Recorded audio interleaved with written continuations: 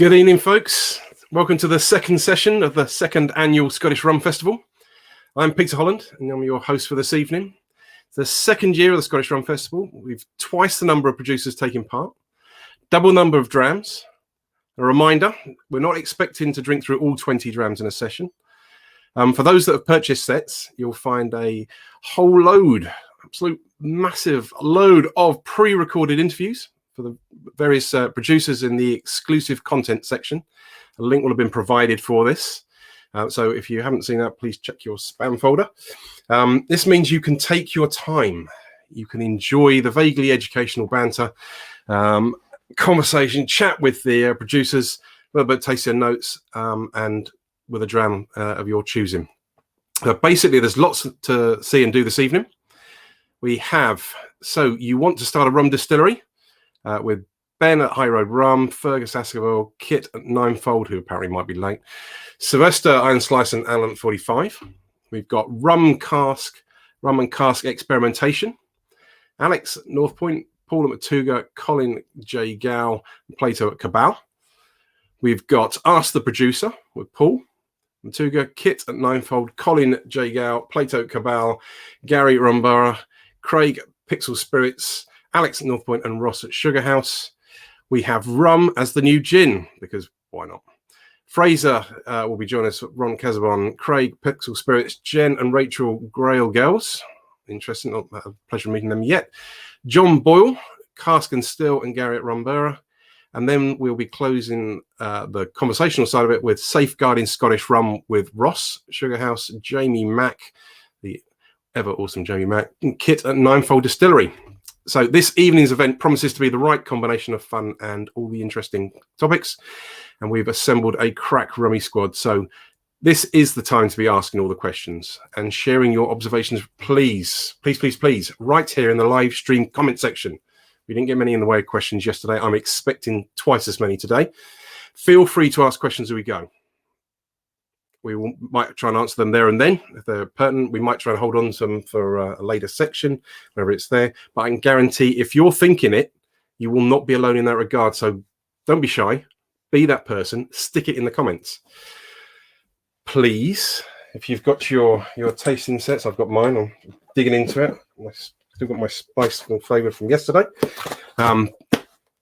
Please do share your comments and photos, observations and things via your social media platform of choice. If you're on Facebook, Twitter or Instagram, you can tag the Scottish Rum Festival at Scottish Rum Fest and use the hashtag Scottish Rum Fest, please. And then that way we can find them and share them and enjoy them as well. So there are prizes to be won tonight. There were some last night as well.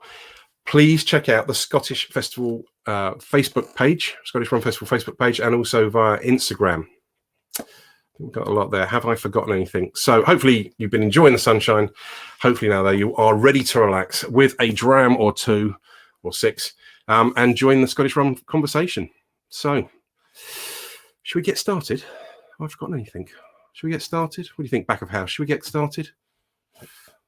Are they all ready for us? I'm still trying to get a drag a little. You're too quick this time. What did we forget? So last night, so the observations I've got to say, actually, that I said yesterday, I'm going to repeat because we might not necessarily have people join us this evening that were with us yesterday. Recording the 10 pre-records that I've done, 10 new producers that are involved with the festival this year, was quite an eye-opener. There's some people I've never heard of or never knew them before, and I do pride myself in trying to keep up to date with the rum scene in general, particularly the home nations rum scene. Lots of people come to and everyone had their own kind of vibe. Everyone seems to have got their own little take on rum that just makes it just pretty awesome. And stand out from each other. No one's trying to copy everyone else. Everyone's got their own little take on it. It could be through like the kind of the branding, the marketing, the way they position themselves in the market. It could be production. It could be their long-term plan, where they're starting, combinations of flavors. One thing that we've proved so far is that all the botanical rums that we've got, spiced and flavor rums, all, again, drawing on some really quite different inspirations, and none of them trying to be that sweet vanilla-led kind of Me Too kind of thing. So honestly, Scottish Rum Festival reflects what is a really very vibrant time in the Scottish rum scene. We've got, just reminded to say, the competition giveaway. The link is in the Instagram bio. So if you haven't already checked it out, check out at Scottish Rum Fest on Instagram. Check out the competition there. Our prizes to be won. Throughout the evening, we're going to be sharing links to where you can buy the rums in question. There will be discounts as well, because our producers are very generous in giving away a few quid and encouraging. The whole point of this is that we really want people to come out and to try. If the fact that you'll be watching this event means that you're probably already kind of interested in the Scottish rum scene anyway, but we want you to try these new things. Support your local producer. We are now getting vibe. Yes, we are ready. So let's go. Fancy seeing you again, Alan. How are you? Okay. You're right, chap. Sylvester, good to have you back again, sir. I need to get some headphones on. I'm enjoying the sun and a little bit of a rum punch. So. And good evening, Ben. Good to see you, mate. Hi, how are you doing? I'm very good. I think you got a bird table there, like nicely positioned. What wildlife are we going to see on that? Are we going to see an osprey land on the table? Absolutely. Anything in Ireland is possible. You might see all sorts here.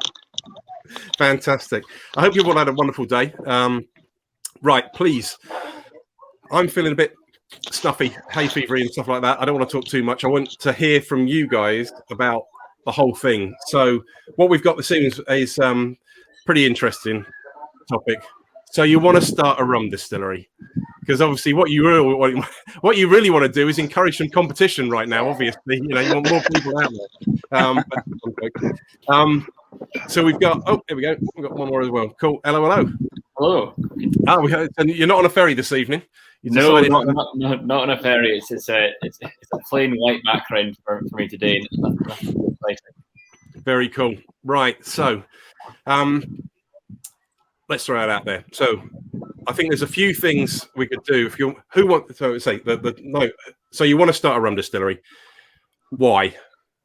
Let's just have a few comments on why on earth you would want to start it. But then we'll talk about some practicalities of about how you go sourcing it. But I'm hoping that at least each of you share at least one really embarrassing cock up that you wish you hadn't made during setting up a rum distillery, because they're going to be far more interesting for us this evening. And also, while we're doing it, if you do want to just mention anything about the rum that you're involved with, please do just give it a bit of a shout out as well. And Ben, you'll just have to make something up.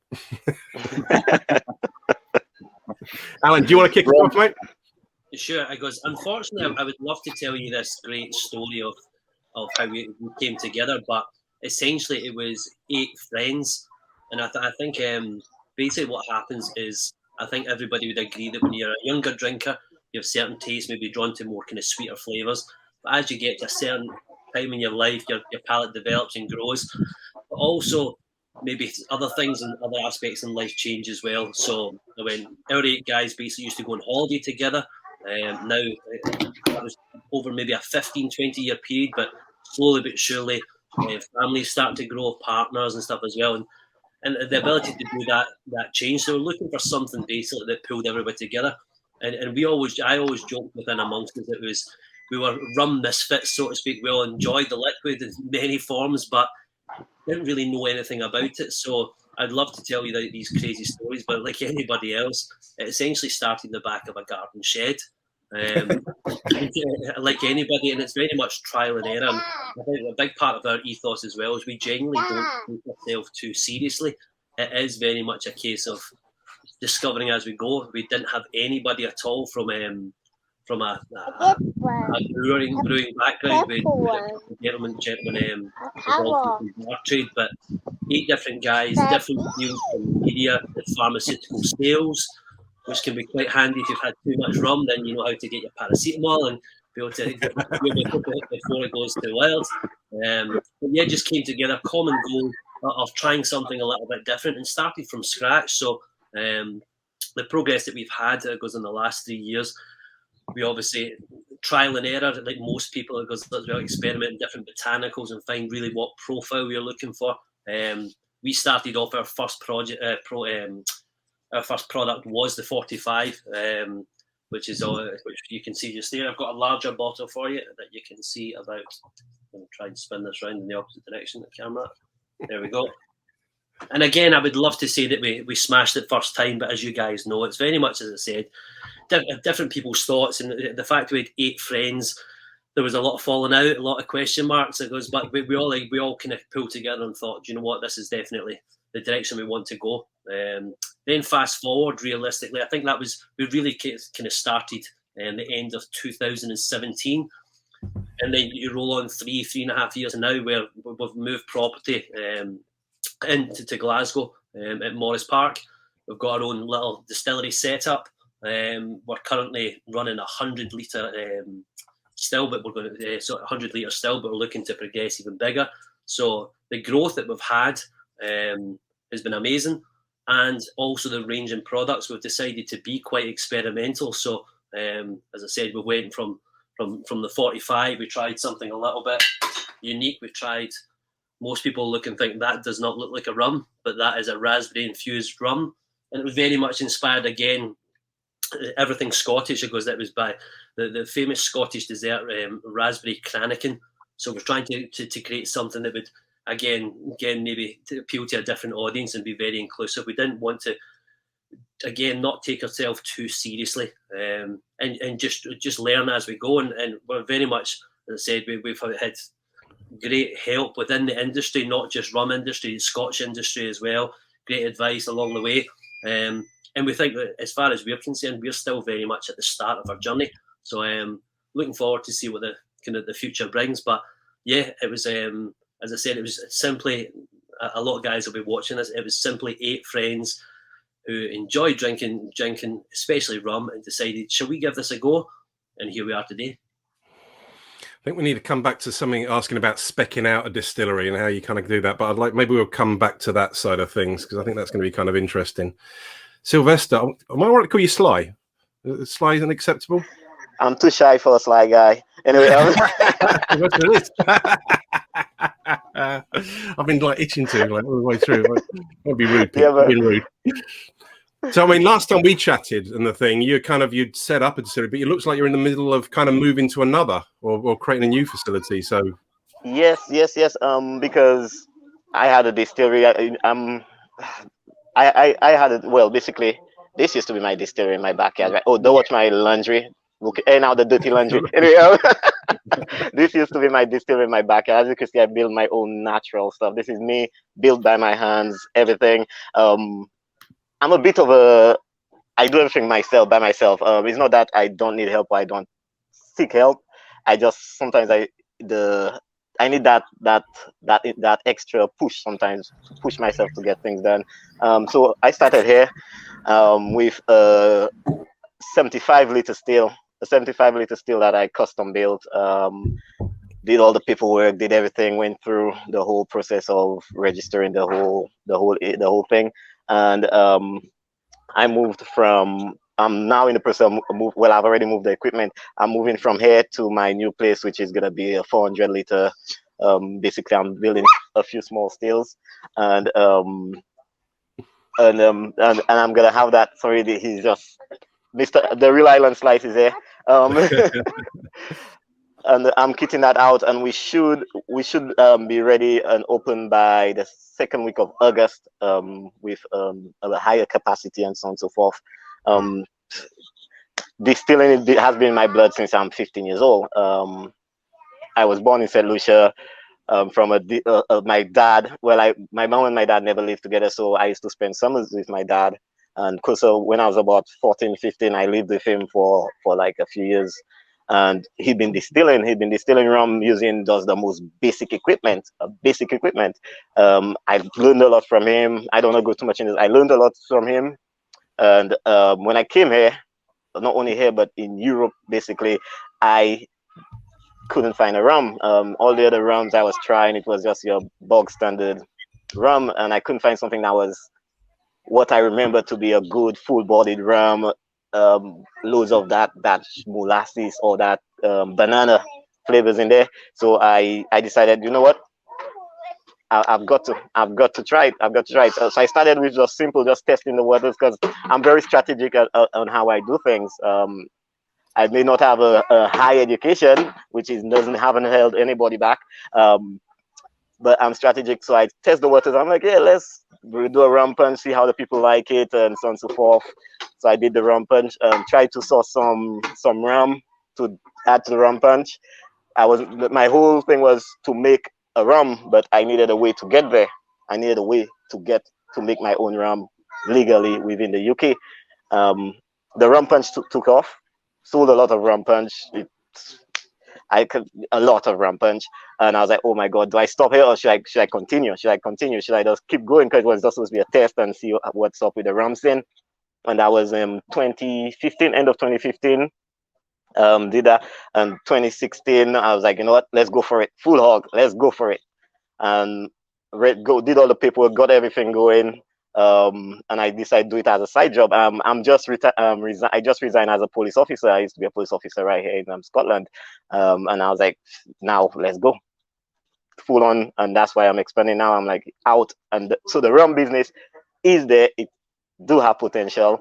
And Island Slice is like the real story to show that it's doable with help or without help. It's not that I know the help was there offered for it to be used. I did not ask for it, but I knew if I asked, I would have gotten it, but I just wanted to get ahead and do it in tribute to my dad. That's it. That's all that in my head was the way my dad did it, and straight for it. That's where I went.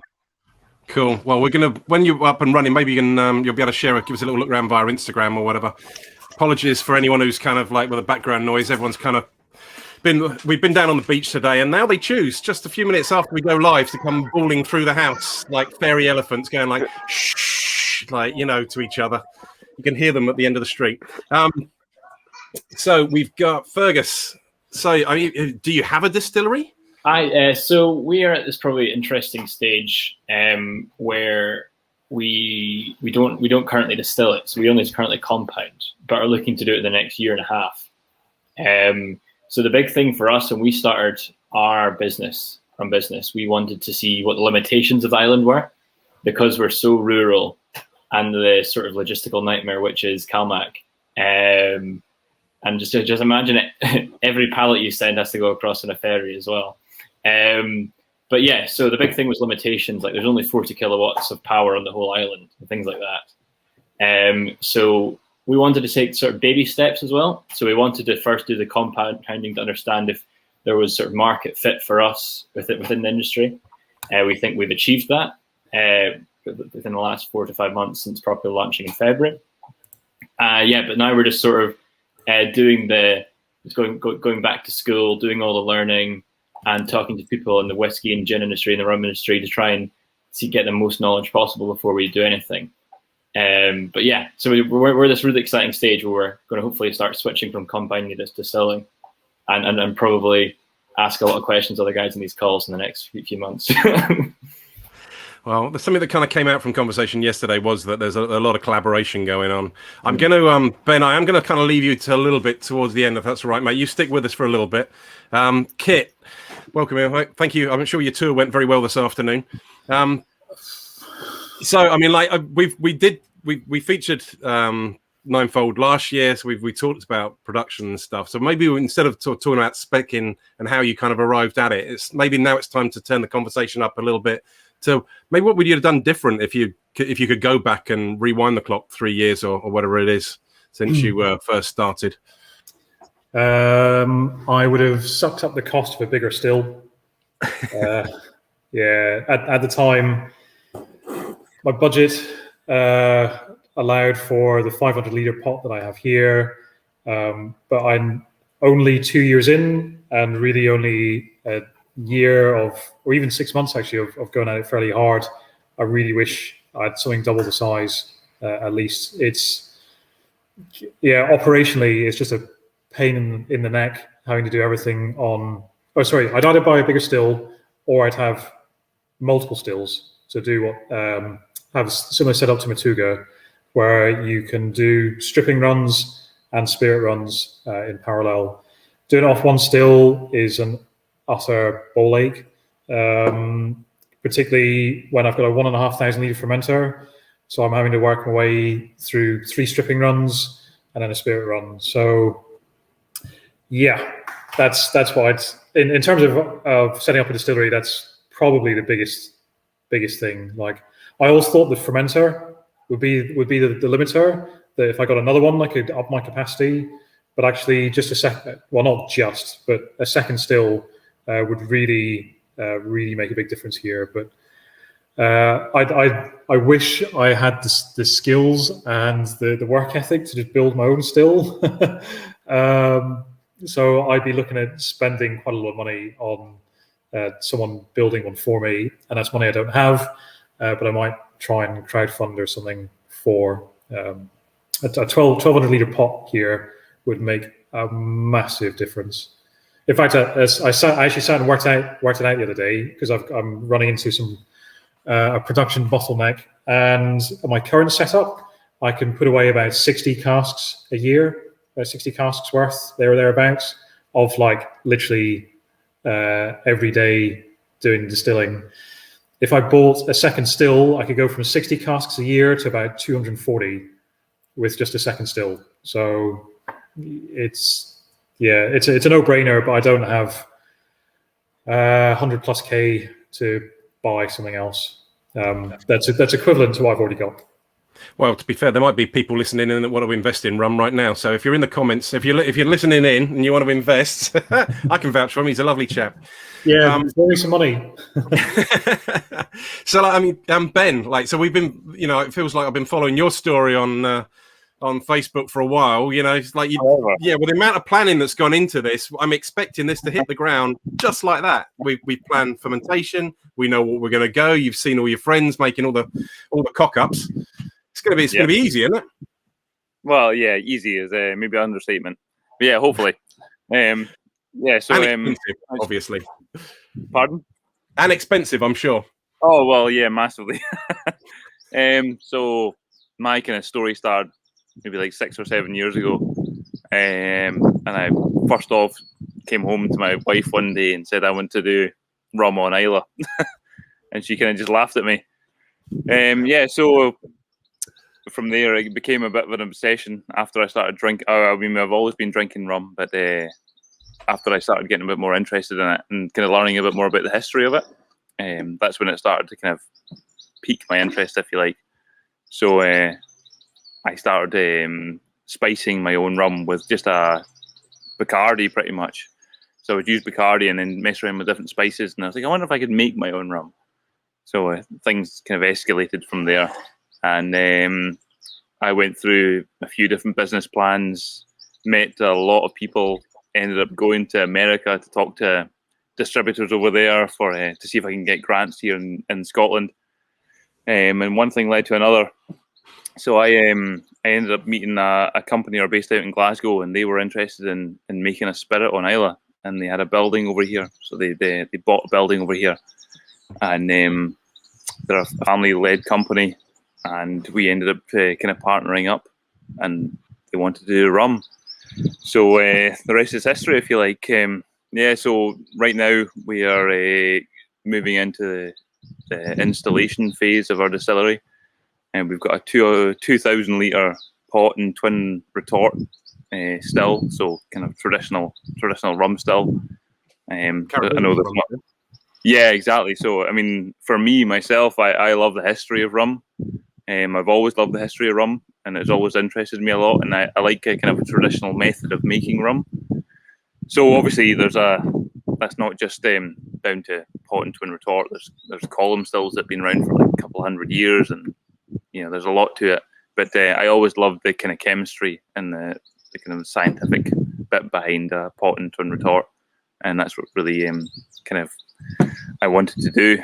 I like the kind of flavor profile that you get from that type of still. So I wanted to do that kind of rum, and I was always interested in that kind of production method.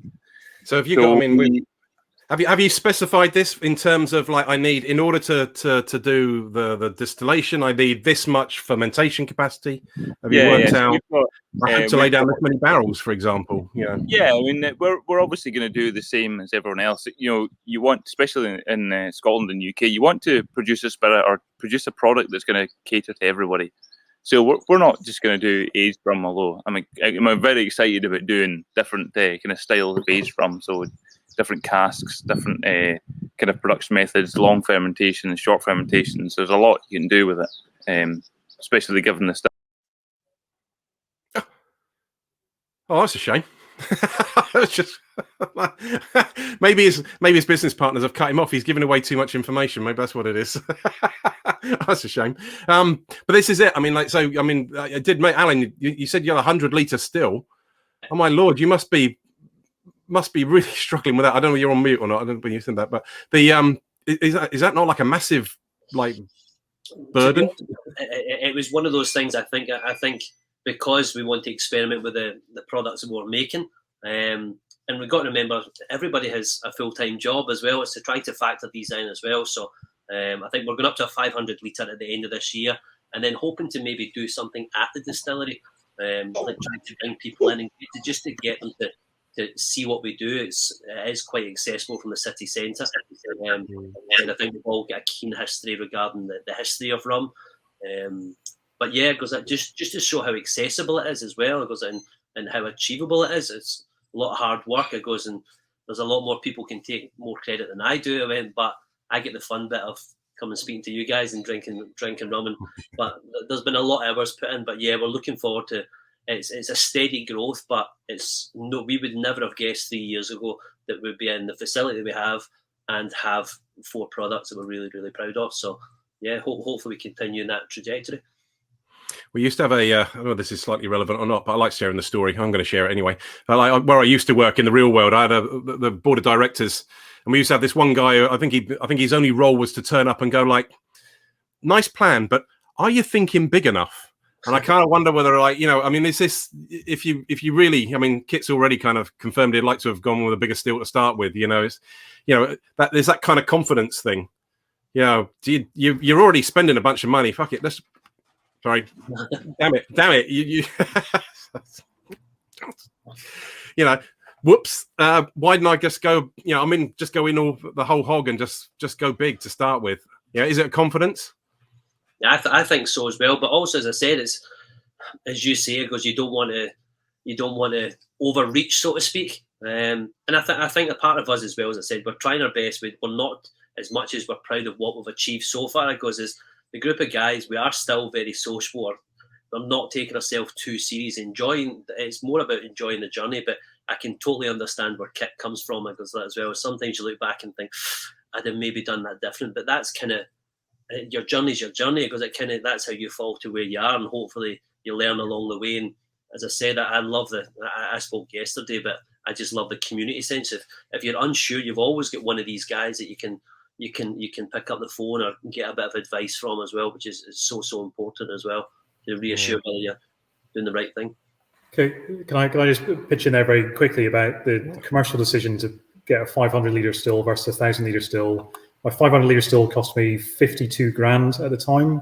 To have gone up to to go up to 1,000 litres would have cost me 84,000. So it wasn't like another 10k or 5k. I wasn't sure about. It was a pretty significant step up. So yeah, at that point you're like, no, I need to buy bottles, or I need to buy whatever else, So anyway, so I just thought I'd pitch it in. No, that's it. So when you started out, Kit, you went and you immediately launched a white rum, and that was kind of your thing. And you were adding casks. This time last year you had the mighty total of about 12 casks, I think, laid down.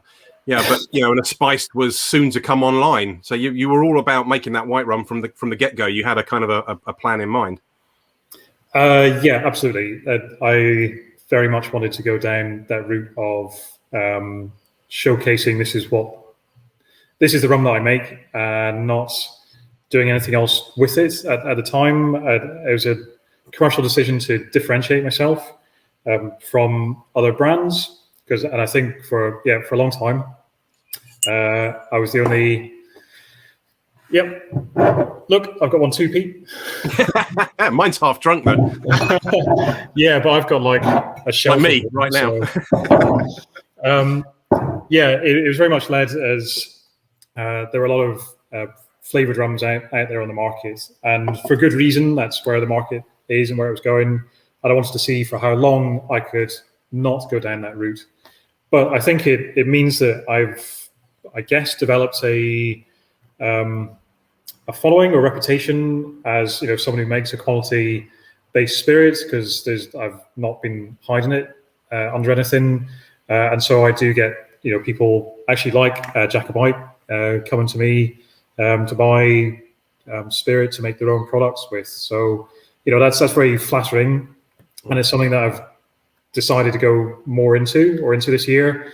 But it does mean that I'm now hitting production bottlenecks of I can only make so much per week, and with some extra investments I could make a boatload more. But yeah, you gotta make these decisions at the time, and you stick with them. And if you've got the cash to upgrade or do something different, then it just shows that your business is growing and that you need to invest in it to keep it growing, and just to keep pumping out great liquids to our adoring fans. So I think it's fair to say that any business is all about growth. You're always reinvesting, so you're always looking to put it back into something and build the business. So that's just business.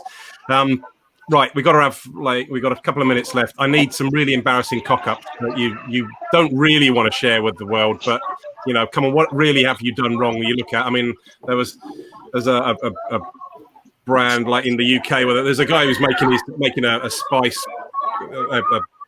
Spirit, and he told it, he put it on Facebook. He goes, "This is what happens if you cool your still too quickly."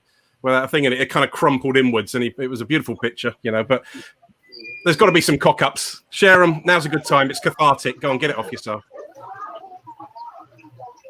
There is some noise in the background there. Someone's got to share something. What will I share? I think. I know a few of yours as well. I've got two. One wasn't a major cock up, but I ended up bleeding into my rum one day. That wasn't much fun. That had to get disposed of. The one that worried me most actually was I wasn't paying attention on a wash run, and I had wash come over through my condenser and out my parrot. So I'd overboiled it, and I had brown liquid when I should have had a clear liquid come through my parrot. But I only did that once and never again. Sylvester's like, yeah, he's done that. Yeah. Go on, Sylvester, you must have done something, man. So when you build your own still, you don't know how it's gonna actually work until you give it a test run, and these things will happen. They will come through. That was during the experimental phase for me, so it was okay. So it was not much of a loss. But mine is most of my cock-ups is with my past job or with basically I didn't know that I was not supposed. Well, they didn't say you're not supposed. I'm not supposed to get involved with any license thing, anything licensed in terms of selling alcohol. I did not do that. I started distilling, thinking I could supply to people, distill rum to for companies, and I supplied rum to them, and then all of a sudden somebody pulled me up, telling me, "Hey, this is a kind of license." I'm like, "No, I'm doing HMRC. It's not a licensed trade. It's licensed trade and HMRC is two different things." They're like, no. We need to check it out and make sure give you the clearance that you could do it. And I end up sitting on a bench for a long time at work, basically. Oh no! But you didn't get arrested. So that was all right. Oh no. Fraser, you got anything? I think a lot of our things are just sort of our rurality. So our building was built in the 1840s or something. It's when we were first moving in, we saw trees off the walls that were 12 feet tall, and everything was pretty rotted through. But major cock-ups, we actually roast a lot of kelp. We use our kelp, roasted kelp for sort of dark chocolatey flavors. So I took some home to roast one night and just forgot about it for an hour in my parents' house, and then ended up burning this kelp. And kelp's a really, really intense flavor. So the house did smell of really, really burnt kelp for a week. It was pretty bad. Ben, I know you haven't fitted it in yet, but please tell me you've dug the hole in the wrong place and you've had to fill it back in again or something like that, And you're on mute. I'm on mute. Yeah, to be fair, like I say, I've been on the go for like 5-6 years now, so I have made plenty of mistakes. Most of them just being regarded as being naive. I've been very naive with how much things cost.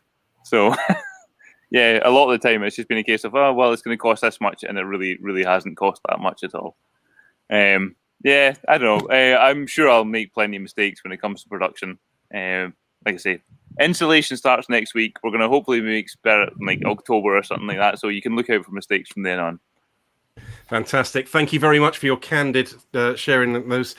We are there. I think that was wonderful. Please, if anyone has got questions to ask any of these guys that you see on screen, feel free to stick them in the comments. Thank you very much for that. We'll move to our next segment. I'm sure Jasmine will be happy to show that we're on time. So we've got just a reminder. So next up we have rum and cask experimentation. Please don't forget, ask all your questions and comments, observations, share them. Do check out the competition. We need your questions for the producers for later on. And what else have we forgotten? Oh yeah, don't forget to drink some rum as well. I managed to drink some. Forgot to ask about the 45 and some of the botanicals in it. But either way, I shall be enjoying my drams as we go along. Right, are we ready? Ready for? Here we come. Look at this. I like this. How are you doing, Pete? Wonderful. So, excuse me.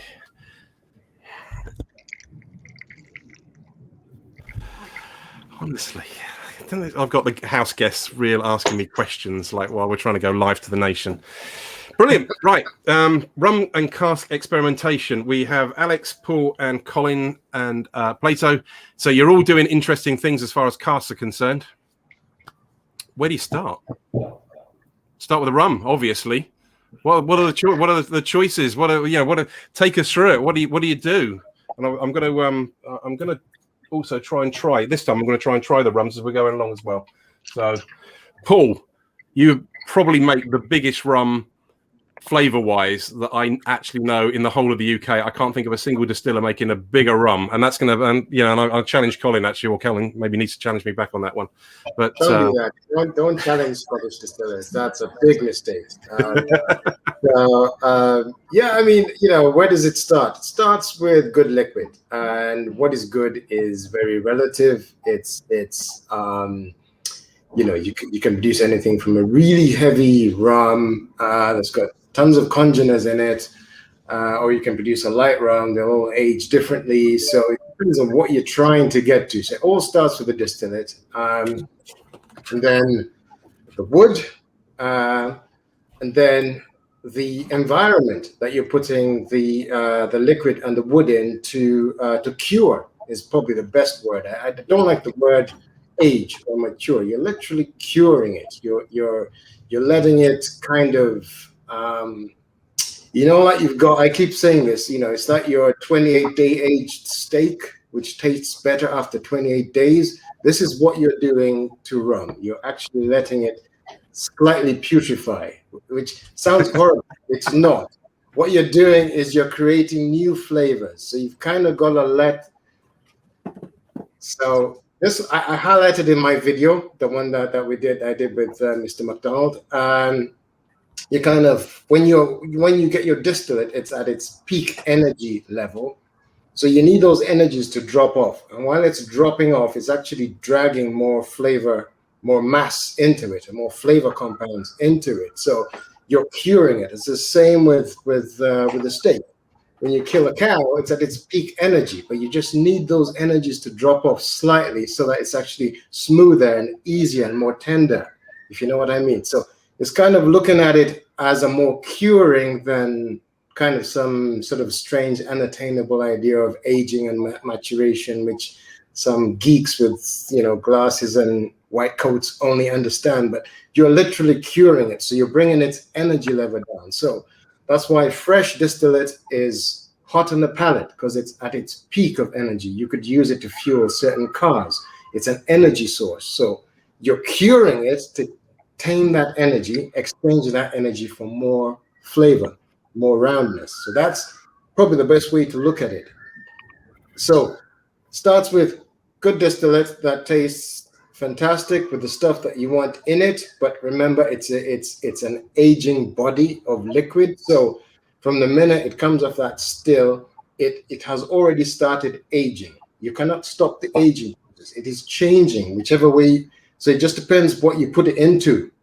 So it's like, you grew up in England, I grew up in Uganda. I've turned out slightly different to you because of different environments, right? We're the same age, but different environments. So it doesn't matter what you put it into. I could put it into a glass bottle. I could put it into anything. That liquid is going to change whether you like it or not, because aging cannot be stopped, or curing, I should put it. So you've raised it to a high energy. It's going to try and get rid of that energy. And that's pretty much the way we look at aging here at Matugga. Is it's curing. You're trying to control and manage the curing process, creating the right environment to get the right end result for what we want, basically.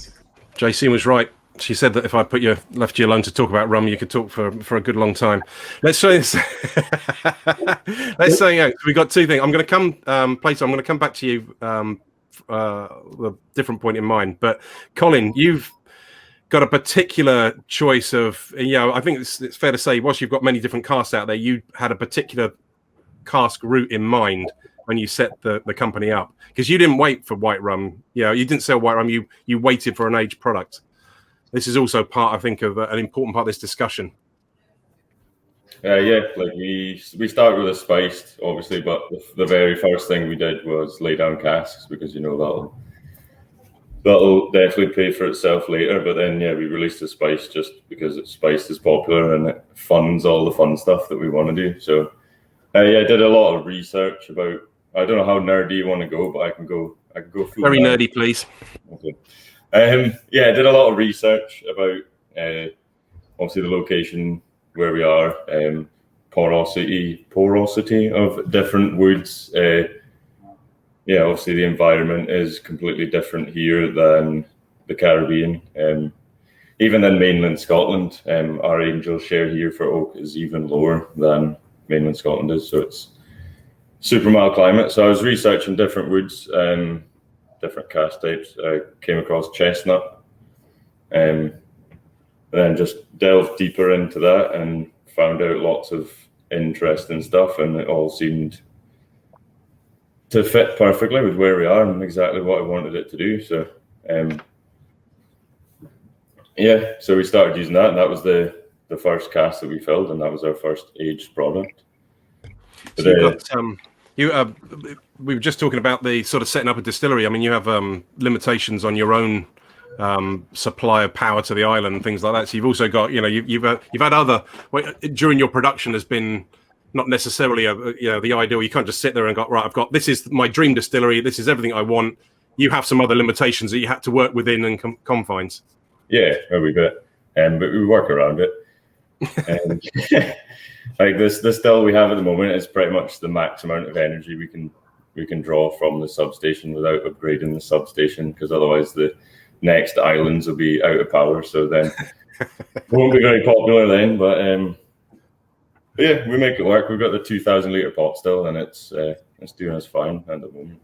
And you make a couple of different marks at least. So the Fading Light one that's aged in chestnut is a 14-day fermentation with a tiny bit of dunder in there, but not back set. Different things, obviously, but tiny bit of the muck in there prior to the final run on that. But and the people in their box have Revenge. Yeah, that's the Revenge is our HD mark, which is heavy dunder. Primarily, it's like 75% that. So we reuse all the back set from the previous strip and run instead of water in the next fermentation. So just really ups the sort of funk aspect of the rum and brings out the flavors we want, the bigger sort of flavors.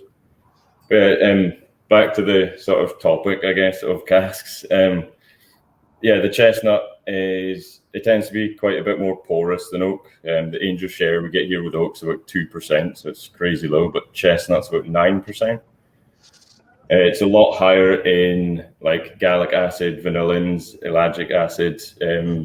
This helps with like the antioxidant activity, which antioxidants from are boosted basically because of the gallic and ellagic acid, and this helps boost aromas, complexity, persistence of flavor, and it gives you a longer finish essentially. But the risk 9% per annum, Christ. Yeah, so it's going to run out very quick there, man. yeah. It's a lot higher in like vanillins and things than oak as well. You actually get a more evolved color, a more complex aroma and flavor profile. That if you compare them like side by side to an oak aged spirit, it's a lot more complex. You would think that it's like 2 or 3 years older than it actually is if you compare them side by side. So it made sense for our climate. It was actually ideal and it's working well. We just have the one product in it currently, but a lot of plans to do more with it in the future for sure. Yeah, so we got some. I mean, this is something interesting. You draw on your locations. Do you expect that location is going to impact on that maturation significantly across Scotland? Well, take Alex. Maybe in you've. I know that you have a number of different casks and things in mind, and you've been a bit geeky on the approach. So how have you come up with what you've come up with? Well, I suppose probably what we've done is we've taken what a lot of these people on the panel, like Paul and Colin and even Plato, and what we're trying to do is emulate some of their points that they've already done, and also be quite creative, because as a new distillery, we don't have any consumers that are really kind of saying, well, you've deviated from your path. So we're still forging our path down as a quite a young distillery, but we've been really, really lucky with the different casks that we've been able to bring in. So obviously our flagship product, our North Point Pilot Rum in the box, is a 6-month aged in Scotch whiskey casks. So you get that kind of Bayesian front with a smokier whiskey finish on the tail end. But, make no mistake about it, it's still very much a very young rum. And as Paul alluded to, we're not quite there at that 28-day stake yet. But for us, I mean, it's been really interesting playing around with different types of wood, especially in our climate. I mean, I'm sure Colin knows, being based where he is, our climate can fluctuate quite quickly. And it's really hard when you have, for example, the difference in between even American oak and European oak in your same facility. You'll see a huge deviation, even in a couple of degrees of Celsius, of those oaks and what they do in the expansion and contraction with that temperature. So, for example, I know our whiskey refills are pretty much, you can use and abuse them how you like, and you don't have to worry all that much about temperature regulation. But we have 2 port pipes here, 2 ruby port pipes, about 500 liters each. And they are the worst things to work with on planet Earth. I mean, if you're not hoop driving them at least, 3 times a week, they just try and fall apart on themselves. And it's kind of, what we've taken on it as our lesson is not just understanding, basically the base spirit that has gone into these casks before, but understanding, the industry that they've come from. Obviously the port pipe and port industry, those are going to be hard-wearing casks. They've been used and abused for the last 30 to 40 years of their life. They've had a hard paper round. And so when we get them, we really have to let them sit for 3 or 4 or 5 days with a good amount of steam in them and understand, where is that wood going to flex? How is it going to flex? And then also really understand the ABV levels that we need to use for each individual cask based off of its type to get the most out of it. So that's been a very interesting learning process for us, in that kind of, where the art meets the science, because you have to almost follow your nose as well. When you open up each of these casks, they all have their own stories to tell, and you kind of go, well, is that the right story that I want to tell with this type of bottle? Yeah, fair play. Plato, you having a slightly different approach in some respects, because you're not distilling the products to suit the cask you want to use, but you have put together a blend. Correct. Yes. So I'm actually, it was really interesting to hear Paul and Colin and Alex kind of like go through the some of the challenges, who I imagine are probably a lot of the time quite fun to go through those challenges and get those lessons Character building. when building your own distillery. Exactly. we are taking a different approach as an independent bottler. And I think all of the things that were mentioned were super important. Paul mentioned the importance of the liquid that you begin with. Colin obviously mentioned the challenges with the climate and how different it is here than in the Caribbean or Latin America. Then Alex obviously went through the different casks and cask management and how important that is in kind of like the end liquid that you have in your bottle. So for us and from our perspective, not being tied to a physical distillery, it's about making the right choices in which liquids we pick to go into the blend and then what we do with them after. So I think what we tried to do is combine the best of both worlds. Our rum is a blend of Caribbean and Latin American rums that we choose that are primarily aged in bourbon casks, for example. And then we try to make the tastiest blend we can out of those. And because they're all tropically aged, we do retain that Caribbean style or aspect to the original blend that we have and that we work with. So that kind of like ticks the quality of the liquid box. Then, in terms of a further maturation and how we add the kind of like Scottish element to our brand, aside from being a genuine kind of like Scottish startup company, is that we then bring this blend to Scotland and we finish it in Pedro Jimenez casks on Speyside to kind of like add natural sweetness into a rum which has no added sugar and no caramel coloring.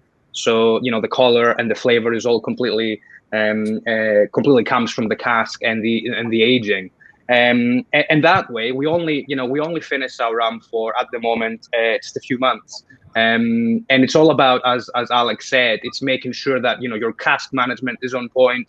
You have to make sure that you know what you're doing, and in our case, I think it's all about the end flavor that we're trying to achieve. So, for example, we don't set any time limits or time targets when it comes to finishing the rum. We just go by flavor. People will talk about the 3 Ws when it comes to aging, warehouse, wood, and weather. And we just, depending on, all those 3 different variables, we will just test the product, week in, week out. And then we will only bottle once it's reached the flavor that we want and that we've imagined for the brand. And to answer your original question as well, because I think Peter, you asked, how do you choose what cask to use? For us, when it came to finishing and choosing which cask to finish, obviously we were inspired a lot by Scotch whiskey and how the folks in that industry do things. But also we decided to host panels of blind tasters. So we brought different people together from different backgrounds, plain consumers, bartenders, bar owners, rum enthusiasts and aficionados. And we did blind tastings of different finishes. So our original blend, we also tried to finish it in different casks like Sauterne or Bordeaux, for example. And the Pedro Jimenez was the one that people actually found it was the best tasting one. So that's what we decided to go with. But yeah, it's about, as an independent bottler, is about trying to have a vision of what you want to do. And because you have the freedom to kind of like choose the different colors on the palette to paint the picture that you want, because you're not tied to one geographical location. I think it's about making the right decisions and making pretty much as few compromises as you can when it comes to finalizing your brand and your liquid. God, I have to go next on that one. Can I want to, what I really want to ask is I want to share a thing. I did after the last Scottish Rum Festival. I was staying up with Paul and JC because we broadcast from their place. And afterwards, after a day of talking rum on there, we decided to keep the conversation going. We popped down to the Matugga Distillery. Now, Paul, you did mention at the time about that, your choice of wood and thing, that the rum that you were making just didn't work with bourbon cask at all. It just, you just didn't enjoy anything that kind of came out of it. It didn't work for you. Is that? How important is this? Is it, does it cost more? Is it to work with other woods or other things? What? And maybe you can tell us a little bit about this sneaky little one that someone put in here. Throw the secret one in. Okay. Well, handwritten labels. Yeah, I mean, this is. I mean, bourbon cask is standard across the board, and that's like for obvious reasons. I'm not going to get into it. But what we found with as a young distillery, setting aside stock and trying to create golden rum, young rum, what we found was that the spirit was, let's just put it this way, it was obliterating the cask. So we were getting huge amounts of char coming out with it, but not a huge amount of color and not a huge amount of development. So we thought, let's try casks that have been seasoned after the whole bourbon aging phase, so we can actually get past the char and into the more toasty, lightly toasted areas a lot quicker. So most of our bourbon casks at the moment, and in fact, I would say all of them for all our new products are ex-bourbon, ex-cognac. Now, this confuses most people because everybody thinks cognac is about French oak, but that's only for the first 2 years. After the first 2 years, they can do whatever they want and put in all kinds of things. But so they do finish it off in bourbon casks, again, for obvious reasons. Those that have aged in European oak, you can see that the tannins will absolutely murder your liquid if you leave it in there for 3, 4, 5 years. For us, in our distillery, in our experience with the smaller European oak or French oak casks, we found that within about 6 months, the liquid's actually getting too tannic you actually cannot drink it. So we've had to take it out and put it into something else. So this is what this is what he's just shown there. So this is our latest limited edition, which is our Mavuno 2020, I think it is. My memory is not what it used to be before I was a distiller. So this was aged in small cognac barriques. So these are different to your regular cognac casks, because cognac casks generally are not charred, they're toasted. But these were actually charred on the inside. So I cannot explain to you the intensity of flavor we were getting out of these. Within a month, it was pretty much that color, basically. So, and very, very, very woody. So we I was panicking because I thought this is another failed experiment, and JC is definitely going to sack me after this. So I was like, what can we put it into to balance these extremely spicy notes that have come into this liquid? So we had some Sauterne casks, and I was thinking these were for maybe 5, maybe 6 years later. Let's chuck it into Sauterne and see what happens, because this has got some sweetness. It'll balance out those kind of spicy notes and those intense woody notes. And it worked absolutely beautifully, absolutely beautifully. So that's that one. That batch 1 is gone. We are releasing batch 2 when it's ready. I'm thinking August, I would imagine. So it's sitting in Sauterne at the moment and trying to mellow them out, because as you can imagine, we're using the same micro barriques, but the first liquid we put in has sucked out a lot of that wood spice. So the next batch we put in, it's got a lot less spice. We're kind of monitoring it on a sort of week by week basis to see what's happening to it. So it's complex. So for us, ex-bourbon is not really the thing for us. It's got to go and be seasoned somewhere else before it comes to us, because our spirit just has this ability to obliterate casks. So you're not really getting the right level of interaction with the char layer, So for us, it needs to go somewhere else, get seasoned nicely. Then it can actually go past the char and into the toasty layers and start to drag in those nice cinnamon, nutmeg spices into the liquid. Before that, it was just like, it was nicely colored. It was dark, but it didn't have the depth of spice to it. This is the best. You mentioned you used a couple of words there. You said about location. I mean, everyone's got to keep in the cask locally. But I mean, in whiskey, am I right? In whiskey, there tends to be lots of centralized storage for in the whiskey industry. You might be in one area of the world where you distill, but then the barrels end up somewhere completely else. Is that a good thing? Is that a bad thing? Should you guys be swapping barrels around, looking after each other's casks or something, trying not to spike them in a nice way, looking after each other's barrels? Sending it up to Orkney or to wherever to try and see how the rum develops differently. Is this a thing that could happen? Yeah, I've got no space at the minute, so. I'm not taking your rum. I'm not taking it. Would it make a difference if Paul sent some up to you?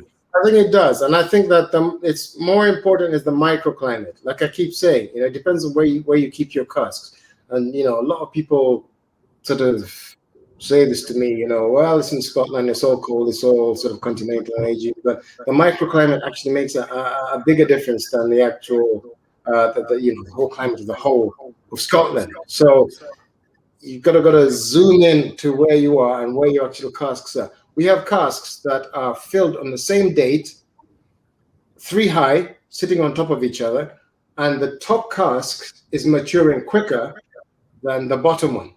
So it's that sensitive to convection currents and all kinds of things. It's actually really incredible. We had 15 of these micro barriques, and they're all set up 4 high, and the bottom ones aged slower than the ones at the top. It's actually really very interesting, So the positioning in the warehouse actually also makes a difference to how fast it extracts and how fast it interacts with the environment. So the humidity, it's so complex that we can't really break it down to that level of science. So we can talk about regions. Obviously, Orkney will be a lot cooler than slightly cooler than we are in the Central Belt. But then where are we putting it? Where we're putting is that if he puts his cask in Orkney next to his still, that's a completely different microenvironment to my one, which is in a warehouse in the Central Belt. So it's actually a very complex scientific thing to do. And I've spoken to Harriet Watt about doing some sort of experimentation and they're like, this is just big. It's massive. We don't really understand it because there's too many variables. We can't actually put a model that says this is what you do. So you say about the environment. Colin, you've got this beautiful ice still that's nicely clad and very efficient. And I don't know if you've got any power left over to heat the distillery afterwards.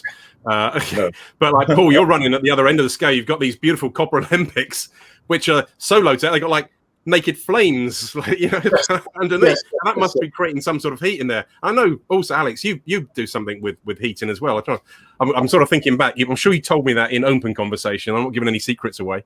Well, for us, it's kind of what Paul referred to, and I'm sure Colin to a degree also does this because. A lot of people go, well, is your distillery cold? Is it warm? All this. And I'm like, well, if you have a still in a room, it's a big, massive kettle is effectively what you've just put on. It's going to create its own heat. But also what we try and do is, Paul is completely right. It's a massive question that we're being posed here is when you come to cask and managing that microclimate, it's very, very easy for those in the Caribbean because you have very large storage in massive sheds, which is standardized by the climate in which it's in. Obviously, within Scotland, if you don't like your climate, it's very, very difficult because if, kind of where Colin and I are, if you don't like the weather, wait 10 minutes. I'm sure it's going to change. So for us, what I'm trying to do is I get the distillery as warm as possible through the day. I want it to be warm. I want it to be balmy. I want that wood to really expand. But then at night, I shut all the heating off. I make sure that I can get that as cool as possible because then I want that wood to contract again. Now, that's just at least our process. I found that that's worked for us because we do use a higher ABV distillate going into these casks, and I want it to really work it through in a fast and efficient way. But it also means that when it starts going wrong or if it starts getting flavor profiles I don't like, I have to work really, really quickly and get it out of the racking and understand, and maybe I have to recask, or I have to start thinking about a limited edition because it's just totally outside of the range of what I can put out to the market in my current range of products. Marketing. Oh, it didn't go wrong. New bottle. Cool, that's fascinating. Honestly, it does feel like there's a lot to it. It'd be interesting to pick this one back up again in hopefully in 12 months' time, in person. Maybe not in a virtual Rum Fest setting. Maybe we could all get together actually in an in-person setting and kind of take it on a little bit further. Is there anything anyone would like to kind of just add before we close and move to the next one? Any secrets you want to share, Colin? No. Fair play. Cool. Cool. Right. Also, I'm going to say I think Plato, you've got new things coming as well. Are we allowed to say that now? Go on, say yes. He's frozen. his marketing director's cutting off. Yes. Right, on that bombshell, thank you very much for that. Honestly, I think this is something where actually you got to get together and write a paper on this. Thank you very much for your time. Let's close this little one down. Give us a moment's break to go and have a pee or whatever we need, and then we'll jump into our next section. So hopefully all those questions have been flowing in. I like that one. It is kind of cool. It's kind of, we want people like Paul can get quite deep in this conversation. It's very difficult. I know Colin's probably still in the back room, but he's a very quiet chap, but very thought out. And I love it when all of a sudden the details start coming out about all these sort of chemicals and interactions and things. Going like, oh my god, right, okay, lots to learn in cask. Just stick it in a barrel and age it. I think that's what you do with rum, innit? Pretty sure that's what the big rum makers say. Yeah, we just stick it in cask and leave it. Anyway, right. What's next? We have Ask the Producer. So I do hope, I've not been monitoring the comments section on this. I do hope you all have been asking questions. If you've not, I've got some really embarrassing ones to ask them about what colour underpants and things like that are they wearing. So our next section, Ask the Producer. We have got hopefully Kit coming back. Colin's going off screen, coming back again. Colin, hopefully you'll say a bit more. So we've got Plato, Gary, Craig, Alex, and Ross. Here he is, he's back. Right. Back of house team. Oh, we look at this. Oh, look. I have questions coming in. I wonder if people are making these questions up back of house or whether they're genuine questions. Right. Let's throw these ones out there. I've got a couple of questions I'm going to ask. And some of these you might want to think about.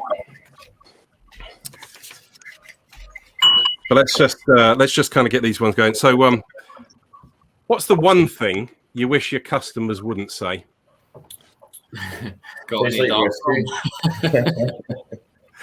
Or even your interviewers. You can throw that one if you like as well. Go on, throw them out there. Yeah. What was the question again, Pete? Sorry. What's the one thing you wish your customers wouldn't say? What's the biggest misconceptions? Come on, let's get them out now. Let's just get it. It's like whiskey. £35. Oh, that's a big one. Nice one, Colin. Absolutely. I get that a lot. I say so. You get that 20 times a day, like, oh, it tastes like whiskey. Absolutely. I don't like white rum purely because they've based it on one experience in their life. That being the price is a big one, isn't it? Rum that begins with the B. I don't like white rum. Like, and of course, now varied is white rum. Because nobody can taste the rum. You can't give anybody any tasters when you're out there. You know. Can't even give them. Wait, say that again, Gary. Gary, we lost you a little bit behind Ross then. Even when you're out at festivals, markets, you can't give tastings, you can't give nosings, you can't offer nosings. It's kind of tough. So when you're asking for £35 for something that they can't taste, it's quite shocking. Cool. The two things for me are, I think someone mentioned it earlier. I get asked quite a lot. Do you do a dark rum? Or are you going to do a dark rum? I'm like, yeah, that's just do a white rum only. I could take a white rum and just add caramel color to it and make a dark rum if you like. I mean, that's straightforward enough. But also the other thing is a lot of people say, "Oh, we hear rum's the next gin," and I think everyone's been hearing that for like 4 years now or 5 years. So. I think the answer to that ran for later on. We've got a subject. We've got an entire discussion just on that conversation. So yeah, oh, that one. Cool. So you hopefully feel a bit better now, getting that off your chest to start with. We can have keep the honesty flowing. I have got some. So I've got some messages from back of house. And let me just read this that I should have read beforehand. So the answer was, anyway, are there plans for an in-person event in the future? And the answer is yes. So I feel like I'm reading this one back. Challenge Jasmine here. Restrictions. So next year there will be a live in-person. So one of the questions come in is, everyone seems to distill from molasses. Are there different styles, quality of molasses, and are there sources or countries that are better than others? Colin. Yes. Answer the question, please. Yeah, like definitely. We've gone on our third or fourth supplier now. yeah, we've tried so many different styles, different grades. You know, you get grade A, and then you get lower grades. You get feed grade. We've done some feed grade stuff, which we will be bringing out in probably 12 years' time, because that's how long it's going to need in the cask. And it froths up like wild when it's fermenting as well. Yeah, we tend to just use grade A stuff. Yeah. Craig, same question. Well, I mean, being quite new to it, we basically on such a small scale, we basically bought Craig, you're muted, Craig. of grade A molasses, so I've not really had any chance to compare it to other things as yet. We're still going to work our way through. We thought we'd be going through it like that, but on our scale, it's I kind of miscalculated. But we have had opportunity more to look at different yeasts and stuff, so that's been a bit fun. Just before I move on to anyone else, anyone else got any exciting molasses stories they would like to get off their chests? I know this. I do know one or two distilleries that have ended up with molasses all over the floor and completely regretted that for a very long time as well. I'll pitch in again. I got sent by a gentleman down in south of England some sugarcane syrup from Barbados, from St. Nicholas Abbey, which he bought on a holiday. He talked the Abbey into selling him 120 kilos of it or something, shipped it over at great expense, and then I had no idea what to do with it. So he sent it to me, and I had no idea what to do with it either. So I just fermented it the same way that I'd ferment my own molasses. Did a one-shot distillation on it, and yeah, it's kind of weird. I sent it all back down to him, and I'm not sure what he's doing with it now. So, yeah. You mean you distilled it, or you just fermented it and then sent it to him? No, I fermented it and distilled it. So I produced an 88% spirit from it, which I sent away. I kept some for myself, and it's a bit weird. It's not probably my best distilled stuff, but I only had one go at it. I had no experimentation. It was just a single attempt. So, yeah, it's weird. It's very, very weird. But that is ridiculously expensive. And actually, I think Ross had sent us a price for it a couple of years ago, and it's crazy expensive if it was something that we wanted to ship in. Yeah, I think it worked out about $6,000 for an IBC. There's only about 500 quid shipping. It was about $5,500 for the cane syrup itself. But we are kind of looking at different sources of cane syrup. Cane juice is a bit tricky because obviously spoilage and things like that. But cane syrup being like first time boiling, higher sugar content, less ash, so it's really fermentable. So there are different sources for that. You could look at Brazil, some Asian countries like Thailand, Vietnam, they supply that, but it's getting over here. Brexit's kind of killed import. Nobody knows what they're doing right now.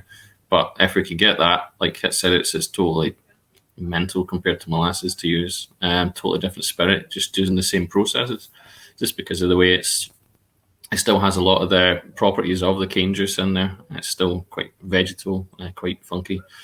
So trying to ferment that and distill it would be amazing if we could actually get it, but it's just getting access to the materials. And I think Paul, I don't know if he wants to talk too much about some cane sourcing that he might be looking at, but that's whether or not he can say too much, but he's on mute right now, so whatever he's muttering under his breath. Cool. Right. We've got a question coming back up about chestnut casks, fresh or used. Maybe this came back out from the last one. I will throw this one to Colin about the chestnut casks. Were they fresh or previously used? And you're on mute. They're all virgin, but we do reuse them, so they've only ever had our rum in them, essentially. So not influenced by any other spirit. You can reuse them. Bespoke made? What's that? Sorry. Do you have to have them bespoke made for you? No. So other people could be used as well, so it's not necessarily a problem. Just nobody wants to use them. Apart from you crazy bastard. Cool. We got if the producers aren't drinking their own rums, what is their go-to rum? So this is it. Now is the time to give up those lovely sweet rums, those 42 gram per litre kind of sugar bombs that we all know and love. Come, let's have Alex. What are you drinking if you're not drinking your own? I've been recently really getting into Trini rums. I find it's actually kind of almost like the Islay whiskey of the rum world. Is how I like to akin it. You're thinking of Caroni? Yeah, the right Trini rum feels like you've just been hit with a shovel, but a really nice shovel. Plato, what about you? So you've got a long history in rum. Well, it's got to be Foursquare, Peter, no? He wins. He wins tonight. No, I do like the Foursquare stuff, and as you know, I have managed to acquire a couple of very special bottlings from Foursquare, so definitely looking forward to opening those. But I must say, I haven't tried every rum that everybody on this panel makes, but I have tried a couple. I've tried Kit's Ninefold, the white one, and it was excellent. And I've tried some of Colin's rum as well. In fact, I went to a hotel up north to do a training on Cabal, and they had almost the full range because the manager is from up north, and I was quite impressed as well. So definitely looking forward to trying some more of the Scottish rums for sure. Cool, Gary. What's your? I the real McCoy. I love. I tried the real McCoy. It's another Foursquare rum. It was delicious. I tried Kit's 1 year old last night and loved it. I tried Ross's rum last night and loved it. So there's great things. There's great things coming out of Scotland, and we should be very proud. We should be very proud of what we've got in Scotland. But I guess for me the Foursquare is fantastic rum. Good stuff. I like the sound of that. Makes me happy, obviously, for lots of reasons. Another question here for Colin. Is Revenge a limited run, or is there more in production? No, it's our core range 3-year-old, so it's it's here to stay. It will be done. It's done in vintages, I guess. This is the 2018. When it's sold out, then we'll have to wait till next year, and then it'll be the 2019. So there might be slight variations because, as you know, like cask vary from cask to cask. So, but flavor profile should remain fairly standard. Cool, good stuff. Feels like we're this feels like a planted question. One for Alex. Are you the most sustainable distillery in Scotland? It does sound like a planted question. I don't think so. But I would say sustainability is really what we're focusing on in a lot of ways. So, no, not the most sustainable, but trying to be. To be fair, I think we can all do what we can do. That's absolutely it. I'm going to have there are a couple more coming up. I'll let them come in. Education. Should we just shut the heck up and just stick to white, gold, and dark because that's what the consumers seem to respond to? Should we just kind of just stick to the basic stuff? No, no, I don't think so. Everyone can be taught. Wouldn't it be easier? Wouldn't it be easier if we just sold white or gold rum and don't have to think about it? I don't think it would be easier. I mean, it sounds easier in the short term. In the long term, it's going to undermine the category. We've got to be a bit more specific about what we are doing. And so white, gold, and dark obviously is not specific enough. For those that understand rum, it's kind of a minefield. So we're working together to create the Association of Scottish Rum, which has been created. I'll leave this to Ross to deal with later. And the whole point of this is to clarify communication, because a lot of people don't really understand what rum is. I know, because I was there not a long time ago, thinking, rum was rum. You go to the supermarket shelf and there's just like rum category. There's no real, there's no detail as to what it is. Whereas You go there, you go to a supermarket shelf, and there's single malts in a single section. Next to it, you might get some, some blended whiskeys and all this. But there's a clear separation. With rum, it all seems to just be bunched into this globulous rum bunch, and it's kind of like confusing to people. It's confusing to me, and which is why I was just like, I don't know. I don't know what this is, and I didn't drink it. I drank Scotch exclusively. So it's clear that we need to work on our communication. Communication is very key. So we've been working on this, but with Kit and Ross and Colin, and we're working intensely to try and get something that communicates clearly to customers. What is it that you're buying? What is it? Where's it from? How's it been aged? Why has it been aged? Those are really fundamental questions that people should be asking about the booze that they buy right now, because we've kind of moved on from the mass production spirit world. We're moving more into more craft. So you need to understand why and what. So, anyone else? Anyone else want to throw in, or anyone who wants to argue for the fact that I like calling it gold rum? Education is definitely key, and I think it's down to every one of us to impart the education. And there's a lot of education out there. I'm studying a Rumelier course just now, and it's amazing. It goes back to the history of rum, how rum's made, how it's aged, how it's manufactured, and it is the responsibility lies on us, because we're the ones that are out there selling it. So we have to impart the right information. And I think Jo was quite right last night when she said that it's all about transparency. You have to know what your rum is, where it's from, how it's made, how it's aged, how it's bottled. It's really important. But the education's down to us. I'm not convinced. I think if you flavoured it, whether you've coloured it, whatever, just call it rum. No, I'm not. I'm joking. Obviously, I'm joking on that one later. You're sitting in the gin camp there. No, I just occasionally it's just nice to play devil's advocate. Come on, there's loads of people out there. I mean, the big brands just get away with calling it gold rum. Why not? They sell lots of it. Right. Can we ever have enough spiced or flavoured rums? Good question. I'm going to ask. My answer is no. Please. My answer is no. Scottish rum is in its infancy right now. We're not really going to get the 12-year-old, 15-year-old, 20-year-old Scottish rums for a very long time. A lot of us will have no hair left in our heads by the time this happens. So is that happening to get me there, Paul? You're ahead of the game, but you've got some tricks, but basically, it's not happening for a little while. So spiced and flavored is going to be the route to get a market base, which is really what you need.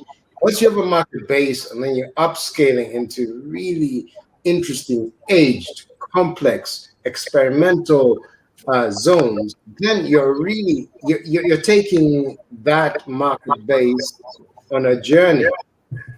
And that's what any category needs to do before it becomes stale and boring. So effectively, we need to look at this as phase one of multi-phase. That's the way to look at it. Anyone else like to throw in a counterpoint? If you look at the figures, I mean, spiced rum has jumped by 53% of the overall rum category. So spiced rum is very, very big. Very big. Well, I think when I started out this, like I said last night, I was part of the problem. I was a spiced rum drinker trying to make more spiced rum.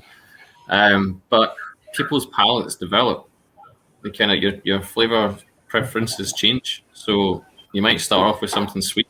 You start trying new things, and you actually find yourself. You find premium things that you like that actually have got a kind of long heritage and where they're coming from. A couple of years ago, I'd never been able to stomach a Hampden rum. My palate just wasn't there. So you have. I know it's cliche saying it's a journey, but you have to start somewhere. And I think the whole gin boom has got people wanting to actually know what is in the things they're buying. So they're taking a bit more interest rather than just buying some product off a shelf that's fully laden with sugar and vanillin and all manner of stuff. They're actually looking to see what's in the bottles and where it's made and that kind of thing. They actually want to know where the money is going. So, like Paul was saying, it's a multi-pronged approach. There's a couple of different points need to be addressed. Where the rum came from, what's in it, and just transparency, really, I think. But spice rum's going to be there. I completely agree with Ross there. I mean, and back to your question Peter, earlier, I think obviously I don't produce the rum that we make, but I'm quite close to the consumer because of my background and my role in the company. And usually, when you're behind the bar, you find rarely you'll get people that say, I really want a spiced rum. And there is a lot of gray area from going from one spiced rum to another spiced rum or one aged rum to another aged rum. And I have found that people will always appreciate quality, even if they don't really know how everything is made. If you explain to them successfully that this is how this is made and that's why it's made like that, people will appreciate that. Obviously, we can talk about flavor paradigms and what we are all prone to, sweeter flavors or bitter flavors, and everybody has their own preferences.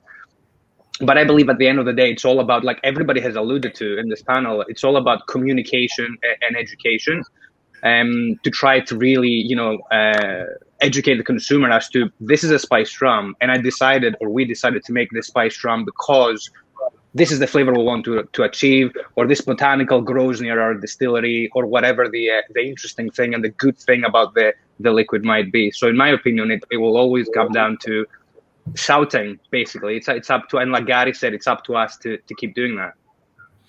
I'm going to change the question around a little bit and see whether this makes anyone bite. Should we be enforcing the fact that if it is flavoured, we should be not calling it rum at all, taking rum off the label and calling it a spirit drink? Well, I think I've discussed this with you before, Pete. Get some. let's get the double teapot going, can we? See. Where are we? I can still see the word rum. Yeah, spice rum. Favorite drink. So I've been doing that from the get-go, to be honest. Trying to keep it right, but I think it's a tricky one. Spice rum's its place. There's no doubt about it. There is no doubt about it. Oh, it's not to say that it hasn't, but are we misleading people on the idea of what rum is if we're going to flavour it and associate a flavoured product with rum? Should we not be just calling it spirit drink? No, I think if it's genuinely rum that you're adding flavour to, however you're doing that, I don't see that being an issue. And as Ross pointed out, the correct legal terminology on the label, it should say it's a spirit drink because it is flavoured, and in the EU, rum must not be flavoured. That's what the rules say. I think where the issue is where you have brands of all sizes, from gigantic corporations down to wee folks starting out, is where they don't use rum as we know it as a base to flavour up. So they're taking effectively a neutral spirit. That does, because the other part of EU rules is that rum must taste and smell of rum. So if you're buying a spirit that may have started life being made from molasses, sugar cane, but if it has no flavour to it, the taste of rum, and you're adding flavour to it to make a spiced rum, in my view, that is not a rum and should never be labelled as such. But no one enforces that. It's quite difficult to enforce because there's no, as we talked about, there can often be little transparency and poor communication. So actually trying to find out how people make their products and whether they are actually rum or not is difficult. At least with like categories like gin, it tastes of juniper, or it should taste of juniper. So that's, there's no getting away from that. But rum is such a broad category that most consumers don't really know much about, that you can, and I'm going to use quite strong words here, you can effectively hoodwink consumers into buying something that they're not, because it's profitable to do so. Neutral spirit, under proof. Well, can I give, I'll try and not name names, but I'll give a strong example. There is... Let's sit on a piece of paper and hold it up to the camera. There's a strong brand out there the amount of times that I've been selling out. Hold on, Gary, can you just give Ross just a second. Sorry. That's all right.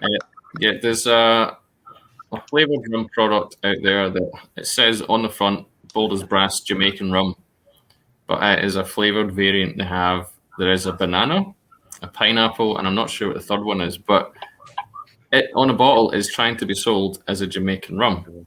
Jamaica has a GI for its rum, and that, in my opinion, is something that is, like as Kit says, it's hoodwinking people. They're thinking of buying something that is a good representation of a Jamaican rum, but it's not. It's synthetic flavoured rum. Sorry, I don't get what Ross is saying. I don't know if he's muted or not. I can't get anything he's saying. We've got a bit of feedback going around on it. I think we're pushing the boundaries on the technology. I think with so many people on screen tonight, it's actually people are talking this time, unlike yesterday. One of the dangers you have is, and I'm quite sure you've all experienced this, when you're selling your rum, you get the comment, "Oh, you know, it's great to see something other than another gin on the marketplace." And I guess we're a million miles away from being in that category. When you look at the figures, I mean, rum's worth about 430 million in the UK, gin's worth 1.1 billion. So it's so much larger, and we're so much further away from that. We've just got to watch. We've not got the danger of actually falling into that category that you've got so many, you know. And rum is quite unique, and I think we all love rum. So and rum should be unique as a drink, you know. Right. There was something I wanted to ask about. I'm trying to poke here. Don't hate me for it, but like, you know, if we're going to release an aged product, should there be a minimum age to it? Or are terms like gold, could gold be used when it doesn't meet a 3-year-old age statement? What other protections can we put in place for consumers? You know, what is? Maybe I'll ask. Listen, not to me, but what is young rum? What does actually young rum mean? Say for North Point, for example, what are you communicating with that? Well, for us, I mean, we actually took notes from an Israeli whiskey brand called Milk and Honey, and we really liked their tongue-in-cheek way of saying, you know, when they were in the process of launching their whiskeys out, they were launching bottles kind of aptly named "Almost There" and "Not Quite Yet" and things like that. And we really like that kind of tongue-in-cheek. But for me, I always believe you can't call anything a golden rum until about 3 years in a cask. That's just my view on it personally. I think you could run into the dangers of very quickly emulating the Scotch whiskey industry by putting minimum aging thresholds on your spirit. But I also think there should be an indication as to where the spirit has been aged. I think that should be at least the minimum viability of a threshold of a rum producer right now in Scotland. And is it aged on site? And if it isn't, that's absolutely fine. But tell us where it's been aged and for how long and what conditions. And for me, I think that is a very important position. And then for ourselves as a young distillery, you know, I would always err on the side of no, there shouldn't be a limit on what you can put out as an aged rum, because obviously it would be under that limit. But in the future, I think as long as you are honest about how long it's been in the cask and you're not, you know, putting artificial colorings or agents in there to effectively hoodwink your age, then that's fine. You know, I understand that my aged rum, in air quotes, is very pale, but I don't make any qualms about that. It is a pale rum. I'm sure it'll have more color in the future, fingers crossed. But right now, it's having confidence in your own spirit, having confidence in what you have done up to that point of aging. But also, I think everyone needs to be on the same page of, you know, if you're calling something a 3-year-old, say what kind of 3-year-old it is. Don't just throw it out into the ether and then, you know, try and razzle dazzle people with a number. So obviously, Colin could be sitting there smugly on his 3-year-old stock right now, going, "Yeah, I've got aged rum. Yeah, hey, look at me. Yeah, be nice, like, yeah." I felt like, just to make sure people aren't picking on, I actually do think your North Point has got a lovely kind of creamy vanilla-ness to it. It's actually a very easy drinking rum as well. So that's not to say it's lousy. But is there something, you know? Are there other rum producing countries have descriptors that indicate a point of aging, you know, and if you're not gonna hit a threshold, are you allowed to use some other terms? Should those terms be meaningful? I agree largely with Alex about in terms of the sort of statements about aging, and also from a similar position as well. But I think, again, personally, I think we need to make the category not easy necessarily to get into, but not, what's the word that I'm thinking of? Like it needs to be a category that can be got into at small scale if you want to. Like, I think, yes, if you're setting up a whiskey distillery and you need millions and millions of pounds to do a proper scale, etc., with all the cash flow required, that's one level that you want to get into. Gin has been at another level where you can get in with fairly minimal investment, largely if you're not making your own spirit. And I think it'd be great to encourage more rum producers in, people who love the category, love the spirit, want to make their own stuff, can't afford to be filling, for example, 200, 250 litre barrels at a time and want to put it in 30, 40, 50 litre octaves. And there's no way that they're going to, if you set a minimum of 3 or 5 years or something, there's no way that most people are going to want to have spirit in those kind of small barrels for that kind of time. So having the flexibility to allow people to call it barrel aged, and yes, Ross is going to dig out his 3-year-old octave aged. So disgusted, it's just walked off. But a lot of guys are going to be looking at 6 months to a year. They want to get back the cash they put in, the small amount in, and I think they should be free to be able to do so. On the assumption that they're going to be producing a good spirit. So I think as long as it says it's how it is aged, because you'd have to age stuff in wood, you can mature stuff in a stainless steel tank if you want. How you age it, and like I said, where you age it, and the length is maybe is important, but I don't think should be a barrier to entry if people want to get into the category. Fair play. Cool. We have a question. Conscious of the time, got a few minutes left. There's 2 questions I'd like to ask. One, these are probably aimed at Rumbar and at Cabal. How easy is it to source bulk spirit? This is going to be a tricky one to answer. Who's going first, me or Gary? Fucking I'll let easy. Gary go first. Go on, Plato. How easy, mate? In reality, it is easy to source bulk spirit, but it's hard to get the right bulk spirit. There are a lot of choices out there, an awful lot of choices out there, and you've got to go through a careful process of actually making sure the rum you're choosing is the right rum for you. I think we went through about 6 months of trials before we actually opted for the rums that we've chosen. So it's not just a case of going someplace and saying, I want a rum and bring the rum in. It's not like that. It's not as easy as that, but it's easy to get it. Yeah, I agree with that. There is a lot of availability. It just depends on how picky you are in terms of what you want to achieve in terms of flavor. And if you are as picky as we are in terms of what we want in the bottle, then the challenge is not a challenge of availability. It's a challenge of which liquids do I choose? Because obviously there are companies out there that have been providing whiskey from, big, huge rum. I used to work in whiskey, obviously, that are providing a lot of liquids from big rum distilleries that you can get liquids from. I think the tricky part is to actually find the right liquids and combine them together. In our case, because we make a blended rum, to actually achieve the flavor profile that you want. So Gary's spot on with that. You need to go through. You need to spend a lot of time trying to figure out what's right for you.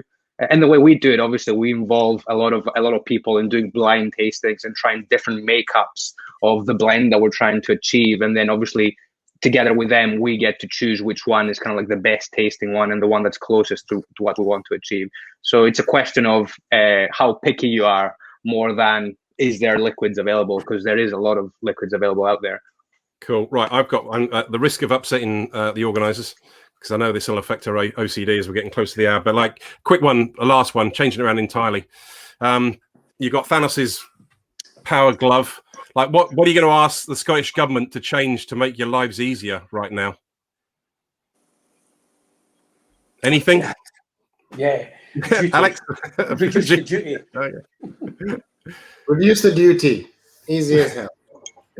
Easy as that. Echo those sentiments exactly. I mean, the just brewing, as a brewing companies have that. Why do we not have that? It's actually really incredibly crazy that brewers have different scales of duty based on the volume that you're producing, which makes sense because you know, why are we paying the same duty rate as Diageo? It kind of boggles the mind. Absolutely. Boggles the mind.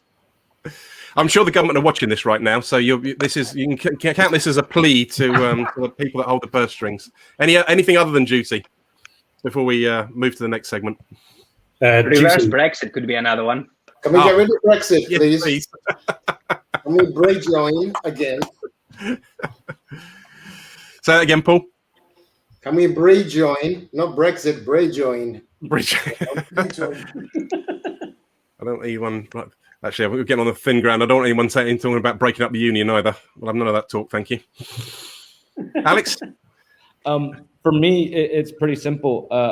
You know, we're going quite quickly and we're running out of space. And kind of piggybacking on that duty question with HMRC, I think, you know, HMRC should kind of have its eyes to growing distilleries and making the steps to grow your excise and duty bonded warehouse should be made more acceptable for people that want to expand their operations. And right now, the amount of hoops that you have to jump through is, I would say, inappropriate to say the least.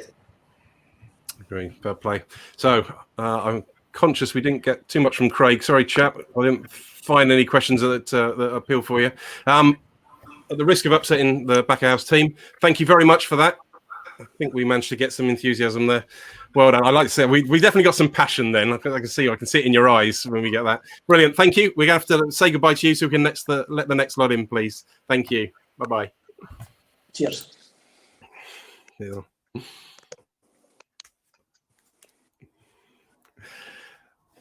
Who is the next one? We're going to get, so I think, so the good thing is, apologies to Backhouse team. Our OCD is twitching right now. So we have, that was quite cool. Please, if there are questions that occur, and you know what, you've got, for those watching, you have got a collection of people that are not faceless corporations that are just, you know, someone that's just stuck in a massive team of marketing or whatever. You've got people that are involved with production from the get-go, yeah, and they've got all manner of things they need to consider. So if this has inspired you to think of other questions that you'd like to ask, throw them into the comment section. We will find a way of getting those out there. I think it was quite good fun. Cool. What have we got next? We have rum as the new gin. Rum as the new gin. I love this one. Right. Okay. Fire away. Shall we bring in the guests, please? We should have Fraser, Ron Casbon, Craig. Hopefully this time we'll be able to have a little input on that because I know they make there. We've got Jen, Rachel. Hello. I've had the pleasure of meeting you before, so I'm very happy to see you guys. Ladies, I keep saying that. I'm such a... John Boyle. Yes. Gary Rumborough. We're bringing Gary back. Maybe we're not. Wow. Let's stick with an entirely new audience then. That sounds pretty cool. Rum as the new gin. I don't know anything about gin. You guys are just going to have to just run with this, please. Please. What is this gin thing? And why is it important? And can we not even... Why do we have to even talk about gin? Should throw that one out. Actually, no, before let's get into that one. for my benefit as much as anything, would you like to introduce yourselves, please? So start top center. Jen, give it a quick background. Yourself, please. Hello, I co-own the Grail and Calendar Drinks Company with another couple of guys, and Rachel there, who's in the screen next to me, I think. Our background is whiskey more so, and then kind of secondly gin, and then more recently rum. So that's kind of where we're coming from. Fantastic. Rachel? Yeah, so we sell alcohol, whiskey, gin and rum in the Grail and Calendar Drinks Company. And yeah, we more of a background with whiskey, but into gin and increasingly more into rum. It's been something that's been like a thing we've been trying to do consciously this year, eh? Cool. John, please introduce yourself. I feel like I should know you. Well, thanks so much for having me on. I run Cask magazine along with the Scottish Fields. I look after the drink section for Scottish Field magazine, along with whiskey events and gin events as well. So, Jen, Rachel, very nice to see you. Hello. Fraser, we've been speaking to you. It's like you're here to talk about gin. What's your gin connection, Fraser? I drink it sometimes. Yeah, I know. The interesting thing about this panel to me is that it's definitely, to me, it's an eye opener for what is potential. I know that some of the people when we spoke last night were concerned about the rum industry going a very similar way, but to me, the opportunity for this to grow is exciting. Yeah, so I'm here to learn and give our, as a spot. We've only been a company now about 10 months, so we're growing every week, growing every month, getting into more stores, more bars, and it's exciting for us. So I imagine this is probably what it felt like, I don't know, 8, 9 years ago, 10 years ago in the gin industry, where right now on this call, over this rum festival, what is there, 11, 12 suppliers, and now on the gin side, there must have been at one point now, what, hundreds, 300, 400 gin providers? Yeah, so I think it's exciting. So from our perspective, it's what can we do as one of the smaller players in this to kind of drive forward this industry. Pixel, I know that's Gary. That's where you started with gin. So obviously you're all about your gin. You feel like you've got a lot of learnings on that you can easily take through for your rum. Yeah, well, I mean, we've been distilling gin for almost 4 years now, since we opened our underground distillery up here near Glencoe. And probably the most famous product was Devil's Staircase. And certainly, we learned a lot from that journey. I mean, we currently make something ridiculous, like 26 different gins, not all for ourselves. We do a lot of contract stuff as well. But yeah, it certainly gives us like an insight of seeing how the rum industry is also been developing. And about 2 years ago, we started producing a little bit of rum on site ourselves. So we've been kind of growing with that, which is been a steep learning curve, shall we say. So, Gary, what's your gin credentials for this one? We've just been talking about all kinds of other things. Only contacts in the industry. Gin, as you know, is massive. It's massive in the UK. It's massive in Scotland. 1.1 billion. I think 1.1 billion is the turnover in gin. And I've got a lot of contacts in the gin business. And the drink industry itself, everybody knows everybody else. So yeah, that's my limit to the gin industry. Right. So we've got this. So is rum the new gin? Let's have some yes or no's. No. No. Oh. Yeah, I mean, I don't think it's going to be as big as gin. I mean, I started with the company in 2019, and we've been running the gin challenge where we exclusively have Scottish craft gins that come involved. And the criteria for them back in 2019 was very much like, well, if you send in your gins, it could be liqueurs, it could be anything in there. And we found out very quickly that there was 100 plus gins back in 2019. So the last couple of years, I've had to actually look at the criteria for gin because there's more technology to come in gin, whereas the flavours are infused at the distilling stage, where flavours obviously are put in at the very end. So we're going to have to look at next year. I don't think rum's going to be as big as the gin. I don't think there'll be as much distilleries out there, but I think it's going to be a big dent in the marketplace, and I'm looking forward to seeing what new things are coming on board. Anyone else? I think they're about 40% of the gin industry just now, and that's a big increase in the last 5 years. Rum has steadily climbed. There's no doubt about it. Rum is becoming bigger and bigger and more acceptable, and I think there are more and more people drinking rum. And I think we talked about the spice rum earlier on.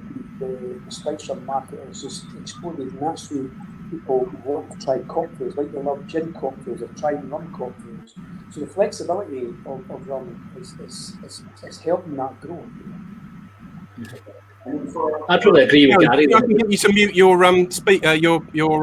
microphone, please. I think we got some feedback from your end. That's there's something rumbling through. Yeah, maybe just try muting yours, just as a little experiment. Jen, Rachel, yes or no? Come on. Are you defend? I don't mean turn yourself off, chap, completely. Don't mute yourself. He's gone. He's like in a huff. He's off. Gone. Fine. Go on. What? We were discussing that today, so we don't think so, and there's like different reasons for that, even though it is undoubtedly getting more popular. But there's a whole, like you were saying your point about being more careful generally as rum distilleries, eh? Yeah, I think when gin kind of started becoming big, it was almost like lots of them were just kind of being thrown out. There were just new gins every day. Whereas I feel like the rum that's coming out is a little bit more like careful and thought through, if that makes sense. And it's got a little bit more transparency to it as well, of the ones that we're stocking anyway. We always want to try and find out like where they're coming from and what they're using to spice them and things like that. And that seems to be easier to find than it does sometimes, or has been, in the gins. So as a retailer, are you're a gatekeeper, as it were, for brands coming to market in some respects? You know, if the huge amount of spice rums come to market, are you going to be going like, oh God, it's just like it was for gin, and you switch off before you even give it a, have you learned something from that? I don't know about you, Jen, but I'm not at all like that. I'm like, oh, there's another rum, how exciting. You're like, not at all. And I don't know, maybe if spice rum could be, I don't know if this would be a bad comparison to make, but kind of in a way like the gin liqueurs, in terms of like growing and helping to grow and be very easily to get into and more accessible. So I think one of the things that gin has is that it's very, very drinkable, and it was so easy to move from like vodka and lemonade to a gin and tonic. But rum doesn't have quite the same in as that. So it kind of almost sits in between, like, do you like whiskey, you might like rum, or do you like gin, you might like rum. So I think that's one of the like the things that a wee bit what you were talking about before with categories. I think is a really big thing with that. Okay, so no, basically, I love all spice rums. Any rum is great. All rums. New rum is great. I kind of wonder whether we got. See what Rachel said there. The thing that I think, especially on the spiced side or the flavoured side, is it is accessible. So when we first started doing rum, when we were looking at it, and you were looking at some of the demographics, it was perceived that rum was heavily geared towards the male market. So one of the things that we've tried to do, and one of the things that's really refreshing, seeing Jen and Rachel talking about rum passionately on this, and in the event there's a lot of women involved in this event as well, is the fact that it is accessible. It's that kind of belief that any sort of a brown spirits for men it seems to be shattered. And I think if that makes it accessible for people, then you're more likely to try other types of rum. You're more likely to investigate more and go down a bit more of a rum journey, as opposed to if you were to try something that was maybe perceived in the past to be too big a jump to go from something, as you said, something from vodka or from gin. So the spice market allows you to make a smaller step into something that's more comfortable and more accessible to drink. I would say definitely, like, in terms of barriers to entry, there's more producers. I don't necessarily see the same number of producers as we probably discussed entering the market. But what I fear a little bit in terms of rum's development is that some of the same kind of like cheaper or what I perceive as cheaper techniques might be brought into the market in order just to achieve sales rather than quality. So like here, for example, here is a blue color change of rum. I really don't want to see that in the market. I don't know, maybe actually, well, I think everyone else does. Like, maybe an experimental for Christmas or something like that. But yeah, I mean, like from what I've found over the last 2 years, and we've only just launched the product, is like the amount of sheer hard work it's taken to take something from nothing, build it up to something tiny, and I think that it will be a long time before we certainly have like a really aged product or something. But I'd like to do it still in a tasteful way where we can release good quality rum products that aren't necessarily, just a gimmick. Gimmicks. So authenticity, John. Just picking up from what Craig and Jen mentioned there as well. I do think, obviously, like the last couple of years, the marketplace has been flooded with gins. People doing sort of two-man gin stills and whatnot as well. And it's one of the reasons why we've had to whittle it down. So you've got to come into challenge with 7.5 ABV. You've got to be distilled and bottled in Scotland. These sort of things as well. So to whittle out not the bad gin, but obviously the more credible gin. I think that rum, what you're doing at the moment, I think that it's going to be more credible coming through the marketplace, and that's why, although it's not going to take over gin, as in the capacity of gin rum stills, sorry, it's going to be the rum stills that are happening are going to be much better quality and sort of looked after to the marketplace. From my very solid opinion. So there was a point you made, well, maybe you're alluding to, maybe I misunderstood. It's like for people that are making it in Scotland, there's a sense of authenticity to it. But what if you're importing or you're doing processes? Is it part of the same thing? This is a bit of a hurdle that we sort of I came over the last couple of years, certainly with gin side of things. I can't really talk about the rum because I've not dived too much into the rum side of things. That's something that is a project I'm doing later on this year. But certainly for the gin side of things, we're up against the liqueurs. Liqueurs were in there in 2019. I cut all the liqueurs out as well because people were saying that it should be raw gin and whatnot. Is it bottled in Scotland? Is it the alcohol bought elsewhere? Is it distilled in Scotland? So we basically shut it all down from having 150 odd bottles in 2019 to saying it must be over 37.5 ABV, it must be distilled in Scotland, it must be bottled in Scotland. Obviously, Scotland, as a climate, we can't actually grow the botanicals that we probably need, so we have to import that in and you have to take that account. But I think, for me, looking at the rum industry, I don't know. I can't see there's association or there's regulations in gin where there's a regulated body like there is for whiskey. It'd be good to have that in rum, and I think you should really install that now and get together with distilleries and have all the distilleries together in a room, a round table, saying, here's what we should be doing, and there's regulations to what is Scottish rum. I think that'd be a good point to do.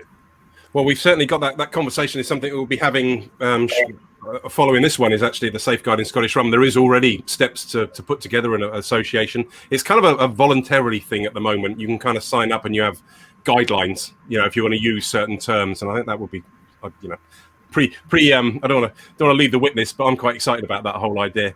Are we looking at a more grown-up consumer these days as well, in terms of they've enjoyed their moment chasing around what new and fads? I'm still looking forward to that color change in rum. Obviously, that's looking forward to that release. But have things moved on in that regard? Are we still wide-eyed, and if it's got the word rum on the label, that's enough?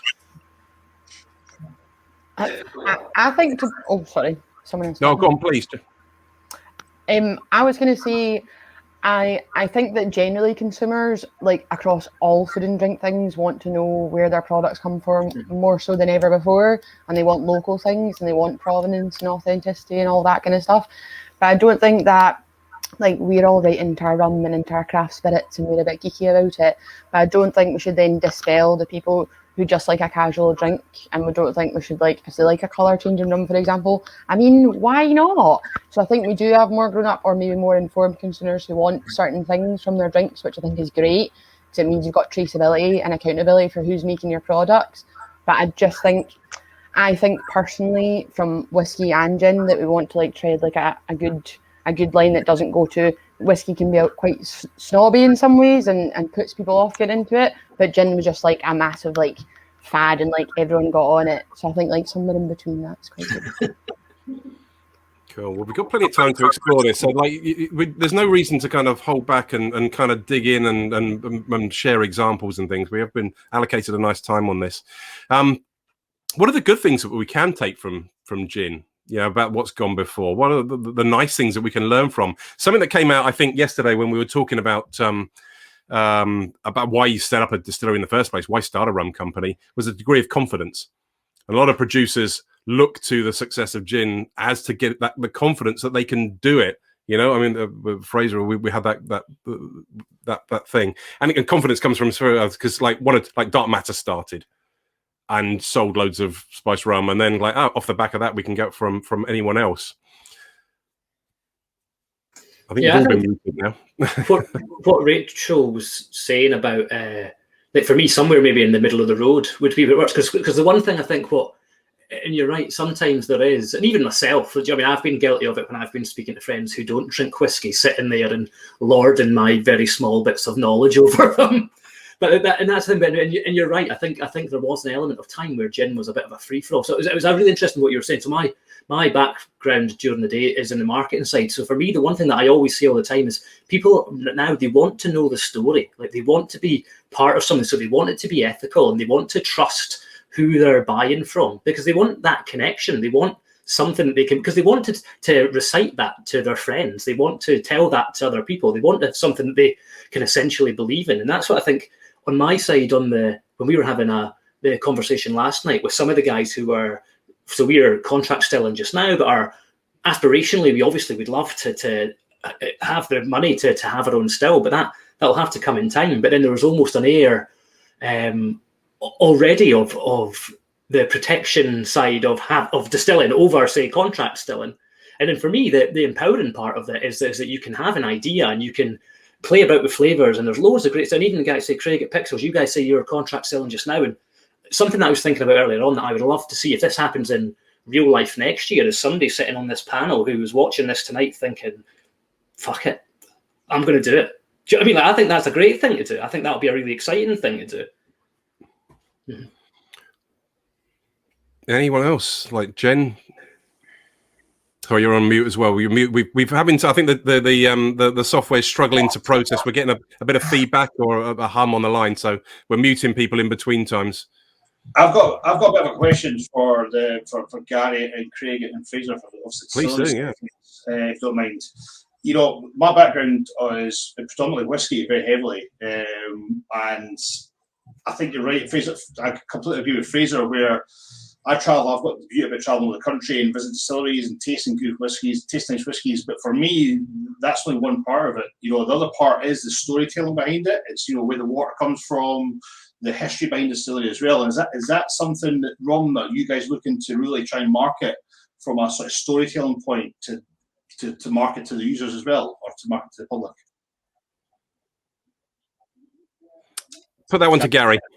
And you can, and then we'll put it to Craig and Fraser afterwards. So you'll have to unmute yourself. Sorry. Yeah, John, thanks for that. You know, we were talking in the last stint, we were talking about education and how it's really up to us as a group to educate other people. And because sometimes when I'm on this, I feel like a bit of a fraud because we don't distill, we import. But what I've done is I've gone out my way to learn about how my rum is distilled, where it's distilled from, how it's aged, where the yeast comes from, where the molasses comes from. So I've had to learn all that. And when I'm telling my story, I can tell a story where I'm almost, Pete's obviously, he's a Foursquare guy, but I've learned so much about a rum from Foursquare that I can distill, I can put that to our clients, to our customers, and give them knowledge and comfort that I know exactly where my rum's from. So it's down to us. It's very much down to us, you know. I will just say I've been sipping your rum, and it's got a nice familiarity to it. I work for Foursquare, just so in case anyone didn't know. Craig, same question. Provenance, and you're on mute. Or maybe back of house can unmute you. Since there you go, you're unmuted. There you go. Yeah. So I mean, like for us, obviously, we could never say that we can grow sugarcane here or do anything like that. I mean, our molasses has to come from somewhere. However, there's a lot that we can take from where we're distilling that brings that provenance. I mean, at the moment, we're experimenting with a huge number of different styles of cask, whether that's like American oak, European oak, bourbon, but we're also experimenting with former whiskey casks. Like at the moment, we're filling or about to begin filling, for example, like a former Ben Nevis cask and such, and I'm looking to bring some of those flavors that tie in with our locality as well. Plus, I mean, doing it ourselves on site does give us that kind of, we've made it, we know the production, we know what we're doing on site. We just have to make it good enough that people want to drink as well, which is very important. Cool. Same question, Fraser? Provenance? Oh, you have to be you're on mute.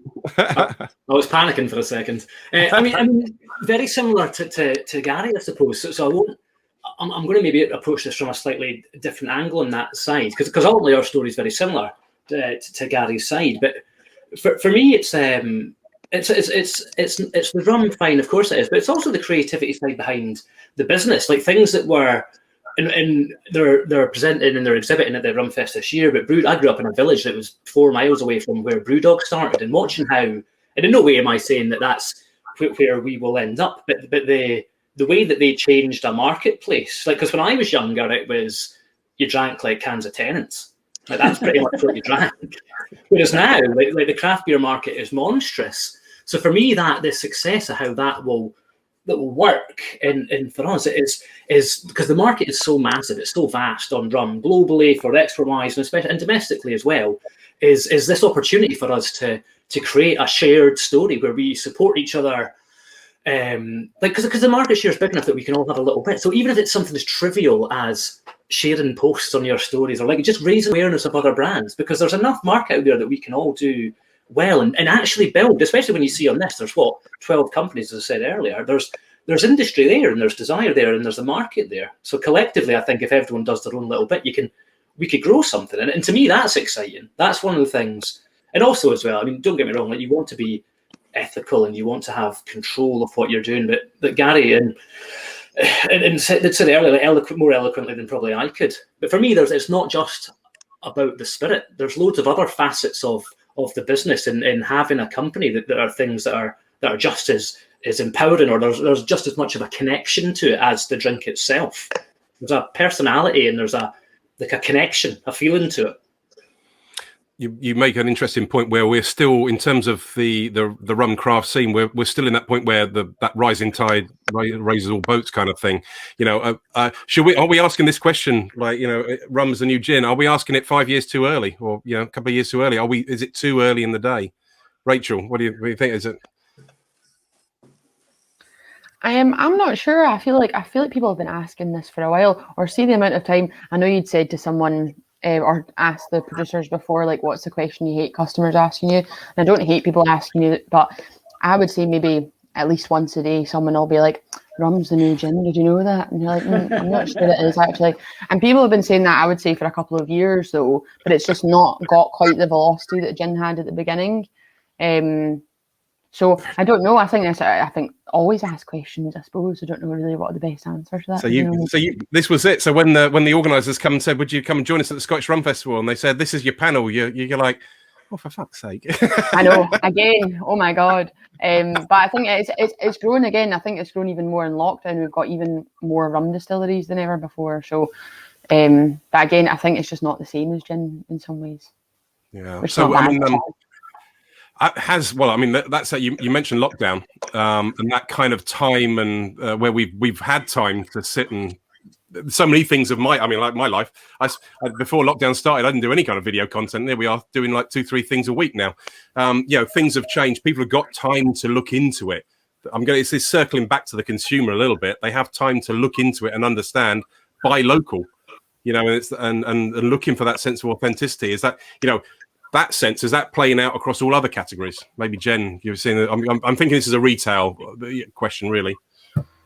Yeah, I kind of think often when people ask that, when they ask rum's going to be the new gin, I kind of think that because there's other spirits coming up as well now, I kind of think it's almost like craft spirits are the new gin, and gin kind of paved the way for that and kind of got people learning about it and things, and asking things like, where is this distilled and how are they doing this and that, and now they're asking that about other craft spirits as well. And it is also knowing the producers and things as well, like knowing the stories behind them, that's kind of doing that, because you don't get that so much in the whiskey industry where it's like larger companies, and they definitely have much more of a connection to like knowing it's an individual person or a couple or friends or something that are making it.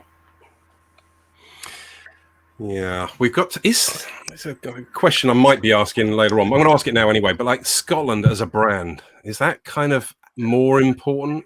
Like, you know, how important is this at this point? Is there an enthusiasm? If I was bringing out my Greensand Ridge rum from Kent, would there be quite as much enthusiasm for it in your shop as there would be for Roncasabon or Pixel or Umbura? We've definitely found since lockdown and things, and people are buying local, and they definitely want to buy Scottish. So I think Scotland as a brand within Scotland is definitely where it's at just now. I almost, as an Englishman, I'm sitting there, I don't want to ask it. You just hate the English. I'll have to. And well, I think even all around the world, like, please don't answer it.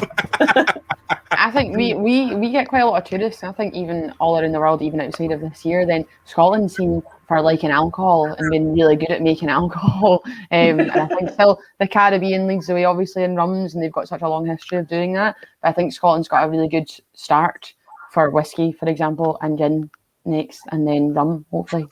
So it comes with a reputation. The reputation precedes it in terms of the brands coming to market. Be nice if it was more of a craft reputation than a buckfast drinking in parks reputation, but I think we can do both. This is the snobbery versus the everyday person thing, isn't it? Can I just add, I actually, a couple of months ago, emailed JG Chandler and Co and asked to buy a buckfast cask because I thought, we could maybe do a buckfast. But they politely replied saying, no, we don't do that. So nobody be stealing that idea. I'm watching you. Sorry, it's already let the boat. Did you not see the Master Malt? It's in the internet now. It's in the internet. No, did you not see the Master Malt April Fool release? No. Look it up. Master Malt did a tonic wine cask finished rum, which everyone thought was a joke, but turned out to be a really tonic wine. And I'm gonna be very careful in what I say in terms of tonic wine because Buckfast are very protective of their name legally. But what I can say is it was delicious. So if anyone would like to do a follow-up, then I think there's lots of potential. John, go on, mate. You got a question for it?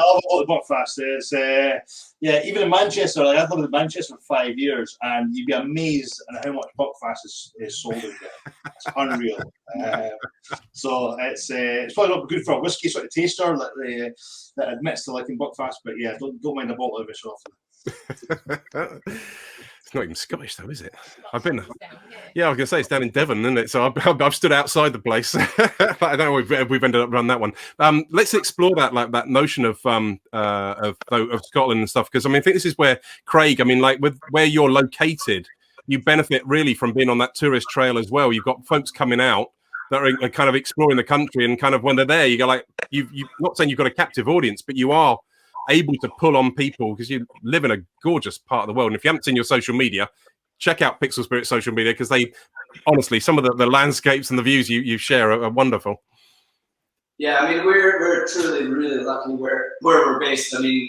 For many reasons. One, we got the landscape and that's phenomenal. We've got tourism coming to us every day throughout the year, whether it's summer or winter, which is fantastic. And I must admit, we're a little bit lucky because of where we're based. There's not that many other craft distilleries around, which means we have that kind of little bit of market focus, that kind of niche in our area. That being said, it is one of the most difficult places to distribute from. Although you have some of the guys from the islands on earlier, so that's a whole different kettle of fish. But yeah.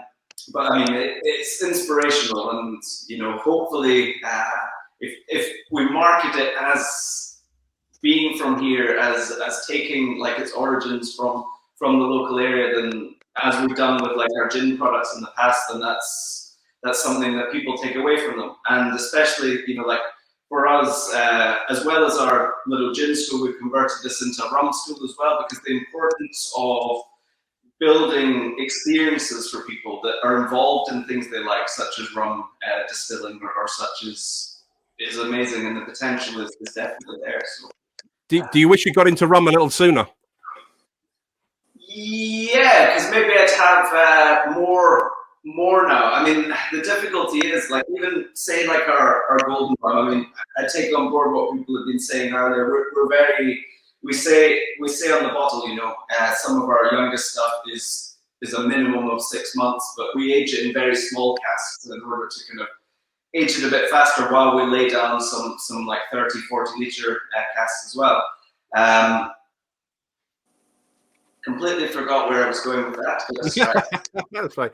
Yeah, but time. Well, when it comes with time, you can't cheat time. Yeah. That's something there are producers out there that do kind of use the wood chip staved in a bucket kind of approach to try and bring it on. And is that authentic if they declare it? I might open that up to everyone else, actually. John, Rachel, Jen, you know, maybe take that away from the producer. As long as you're kind of upfront with the consumer, then that's the important thing. Like, as long as you can genuinely say, okay, I understand this has only been 6 months in wood, but we chose this particular type. We did it for this reason, not just because we wanted something out the door straight away, but because, you know, we think it's good. Whether or not other people think it's good, that's up to them. But as long as you're transparent and open, and also take on board feedback, you know, that's half of the importance. Like we know, for example, this one's quite young, but then we're really excited for some of the stuff that's been down for a bit longer. So, well, at least I guess if it tasted shite, then nobody's going to buy a second bottle. The trick is not, you know, selling the first bottle is one thing, but selling the second bottle is the important part. John, is there anything that, you know, are there things and practices maybe that shouldn't we, you know, we should be definitely steering away from, you know, in your experience? I couldn't confidently say. I don't know the rum industry as much as I could comment on that, to be honest. I mean, I can only go by sort of the gin side of things. So what you're doing at the moment, it's a quality, it's a story, it's a brand that you can do. I personally think there's 12, 13 distilleries at the moment.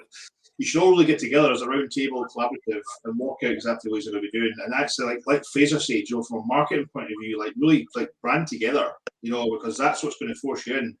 Like Jen and Rachel said as well, you know, from a magazine and a publishing point of view, I'm seeing more and more companies from a craft beer, craft distillery, craft gin, craft rum, craft whiskies, etc. But more craft sort of stuff coming through advertising wise.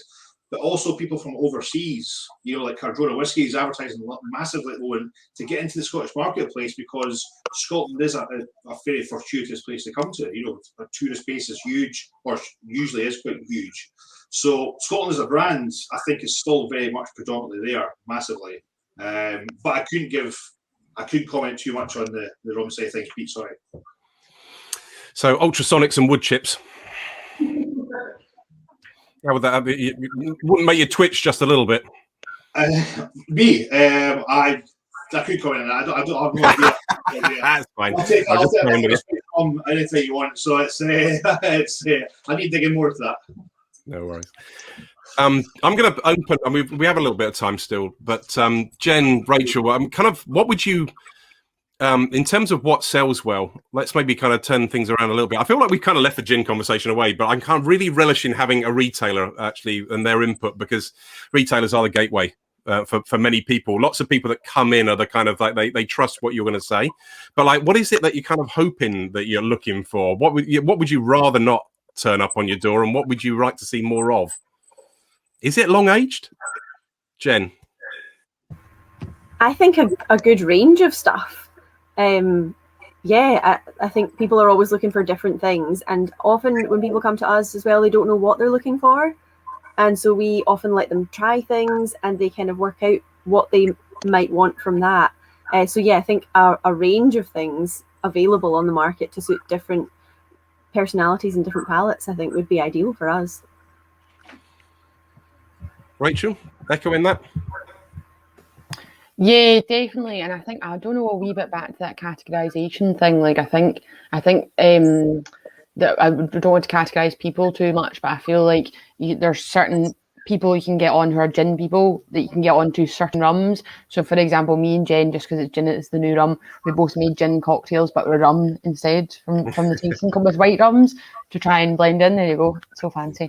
Just have to get that in there because I cut a lemon wheel for it and I needed to show you.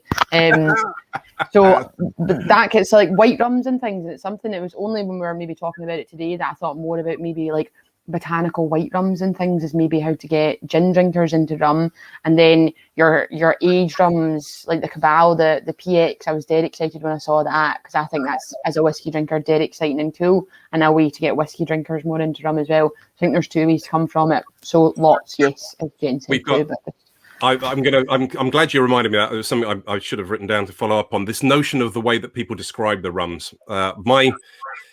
It's something I've been doing the last year or so. I'm involved with tasting competitions. And so when brands enter rums, they, invariably it's like you have, in the old days, you'd have white, golden dark, and then spiced, and that was it. And we've worked very hard to recategorize, you know, the actual authentic or pure, as it were, rums, and then the flavored. You can't just work on spiced rum anymore. You know, having meaningful terms using botanical or contemporary, because there's plenty of, let's face it, if Captain Morgan Spiced were doing something wrong, they wouldn't be selling quite as much of it as they are. So there is a part for that in the market. But if you're Ron Casabon or your Askival or whatever coming to market, well, you're not trying to be the market leader, are you? You're trying to be something else, and so you need to be represented a little differently. You know, is there a space in your shop for separate groupings within the flavored market? Jen, you want to grab that one? Rachel, whichever, who I go on, fight for it, fight. Just yes. We'll make space. We're a wee bit short for shelving space right now, but we're going to be combating that soon. Sorry, Jen, on you. No, I was pretty much just going to say that we kind of try and categorise it as it is at the moment already. So yeah, it would be good to be able to fill a shelf with each category. So yeah. So you've adopted sort of meaningful groupings or something. I mean, if you said botanical rum, does that automatically mean something to yourself? So now this is kind of thing. So before you answer that, do you group out your gins on the shelves in any kind of way? Do you have like London dry sections, you know? Yeah, kind of. I suppose so. Yeah, there's too many different ways you can categorise them as well, though. So, yeah, we have lots of different groupings for the gins. I need to. We're getting a question coming in. What were those cocktails? Please tell us what were those cocktails that you're drinking? Specs, please. We need to know. So I did a rum gimlet, aka a daiquiri, trying to get gin drinkers over to rum cocktails. And I did a Tom Collins with the Ninefold white rum, which is delicious. And we both used maple syrup rather than sugar syrup, thinking it might give it more of a roundy, rummy flavour. And I was quite sceptical, but it's actually very delicious.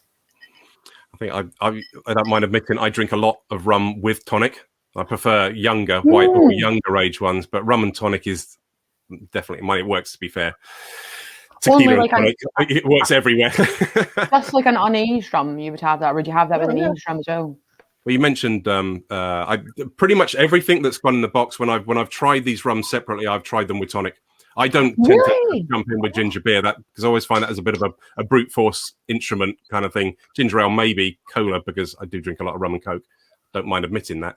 But like tonic is definitely, as far as I'm concerned, rum and tonic is definitely the way forward. I'll thank Jimmy Pierce for introducing me to that many moons ago when he worked for a brand that I won't mention at this time. Cool. Right. We're gonna have to try that in the shop, because that's one thing that I wonder sometimes is rum, because cola or ginger beer are very dominating flavours. So I wonder sometimes people think, why would I spend lots of money on a fancy rum if I'm just going to put cola or ginger beer in it? So tonic.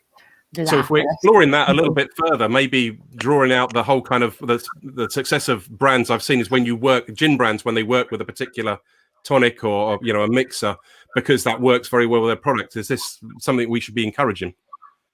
I think ginger ale is very nice with gin or with rum, and I think because rum's primarily a sweet product. For me, when you put Coke in it, it becomes too sweet. But ginger ale is very light, and it allows the rum to come through the gin. It kind of enhances the drink. And it's amazing, we're talking about cocktails. I think we must sell 60% of our rum on the back of an old-fashioned. So when we're out in markets, I'll make up an old-fashioned. And it's amazing how many younger people just fall in love with the old-fashioned and buy the rum right away, which may be the rum that we're selling, but it just adds that something special to it, Caribbean crushes, when you've got pineapple juice and rum, and coconut rum, it's just beautiful. It's summer, it's sunshine, it's Barbados, it's great. It's fantastic. Is this what gin did well, having that easy consumption method? Because, I mean, not many people drink gin neat, do they? I mean, I do in tasting comps and stuff, but, John, is there what do you think on the mixer side of things? Yeah, certainly for gin. I mean, the only sort of gin I would ever drink neat is Navy strength gin. People's Hydro 1881, who have launched their new still at People's Hydro. Their Navy strength gin is hands down phenomenal. It's really nice over easy. But yeah, I mean, I'm a massive fan. Obviously, like the gentleman said, I've got ginger ale in my rum tonight. It works very, very well with ginger ale. So I've got a barbecue party downstairs. We're all drinking rum and ginger ale at the moment. So that's it. So we're encouraging signature serves and pairings with particular mixers, maybe. That's really important, Pete. I think it's important from our point of view that when we are selling our product, we actually sell what it's good with and what's not good with.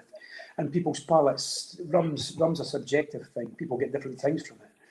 But I think if you've got a notion of what's good with your rum and you can pair that or advise what to pair with that, then it goes a long, long way, you know. It really does. Craig, do you work with any particular mixer brand? For our gin, yeah.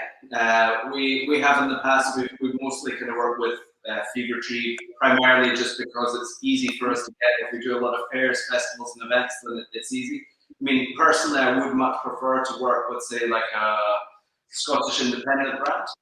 That would probably suit what we do a bit better. And hopefully, moving forward, we'll do that. It would be good also. It's the impossible thing, you know, like. Say what we discovered with gin is you can't just go with one mixer and say, okay, this is how you should have it. You have to have a variety, and different things will suit different people. So it's, I guess it's our opportunity to taste a lot of products and taste them with different things, and then make up our minds what suits best and help to inform the consumer. Oh, I like this. I feel like I don't mind admitting when I'm kind of working rum festivals and I'm sharing brands, I always want people to try them neat. When I get people asking, can I try with a mixer? And I'm kind of like, no. But I want you to try my spirit. I don't want you to drown it in something. You missed the point. Am I missing the point? I guess I am. Yeah. No, I think you're right, Pete. And it's amazing because a lot of people, when we offer that, saying if you like a mixer, they say, no, let me try neat first.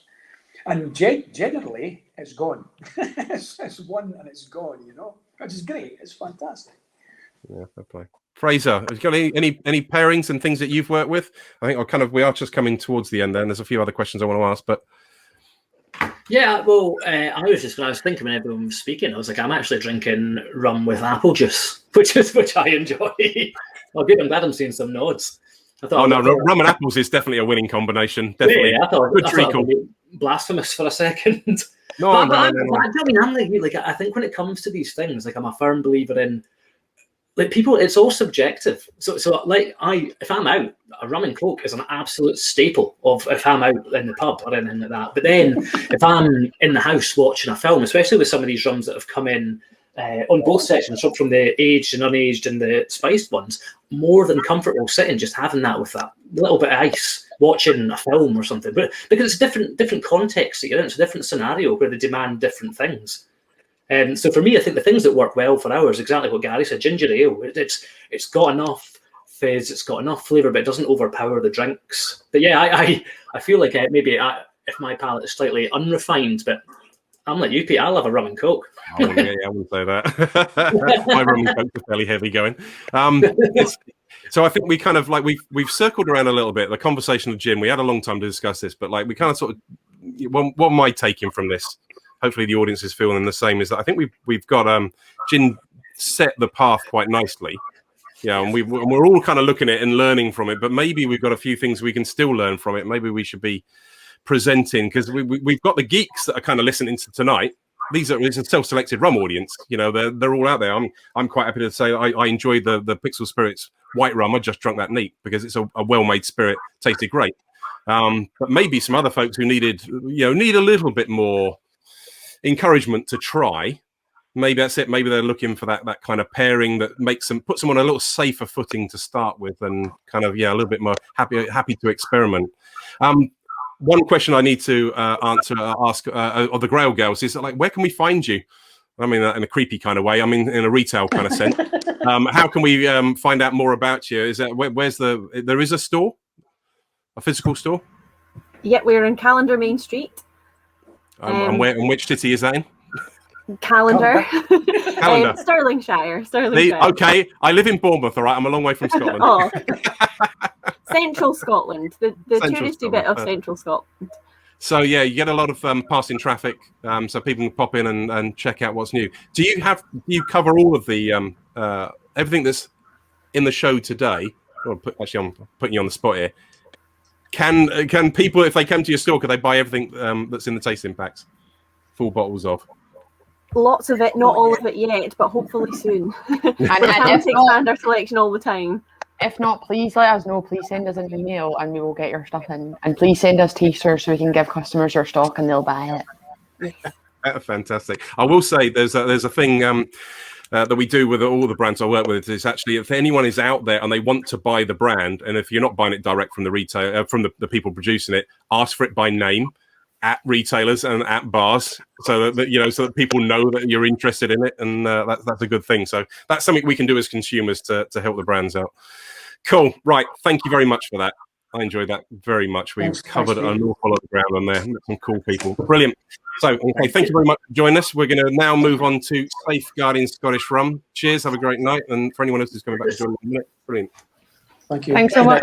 Cheers. Thank you. It's not fair. I want a cocktail. Brilliant. Well, okay. We did have a lot of time to explore that one. I thought we covered a lot of ground there. Whether it was Ginny or not, I don't know. Doesn't matter. The conversation was good. So what have we got next? What I'm hoping what we've got next, I'm just going to scroll there. So safeguarding Scottish rum. I'm really hoping that all those that are going to come in next have got a little drink inside them to fortify them so that we can make the conversation not too safe. And I don't mean to be rude, but like, what is it? We're taking some of what we've talked about here and maybe reinforcing it. If I'm throwing this out there, I'm not looking at the comment section coming in. If you've got comments, if any of this has kind of made you feel, I want to know something about that, please ask. Put the comments in the questions into the feed. We can get this. If there's someone that's not due to be on this final panel, but we need to get the question to them, we'll find a way of making it and getting an answer. There's no question too stupid. No, I'll take that back. There is some questions that are really stupid, and I might laugh at them, but please ask them anyway if you're genuinely interested. Right, team, what's next? Safeguarding Scottish rum. 8:30, minute over. We're doing all right. Please, let's have some new guests.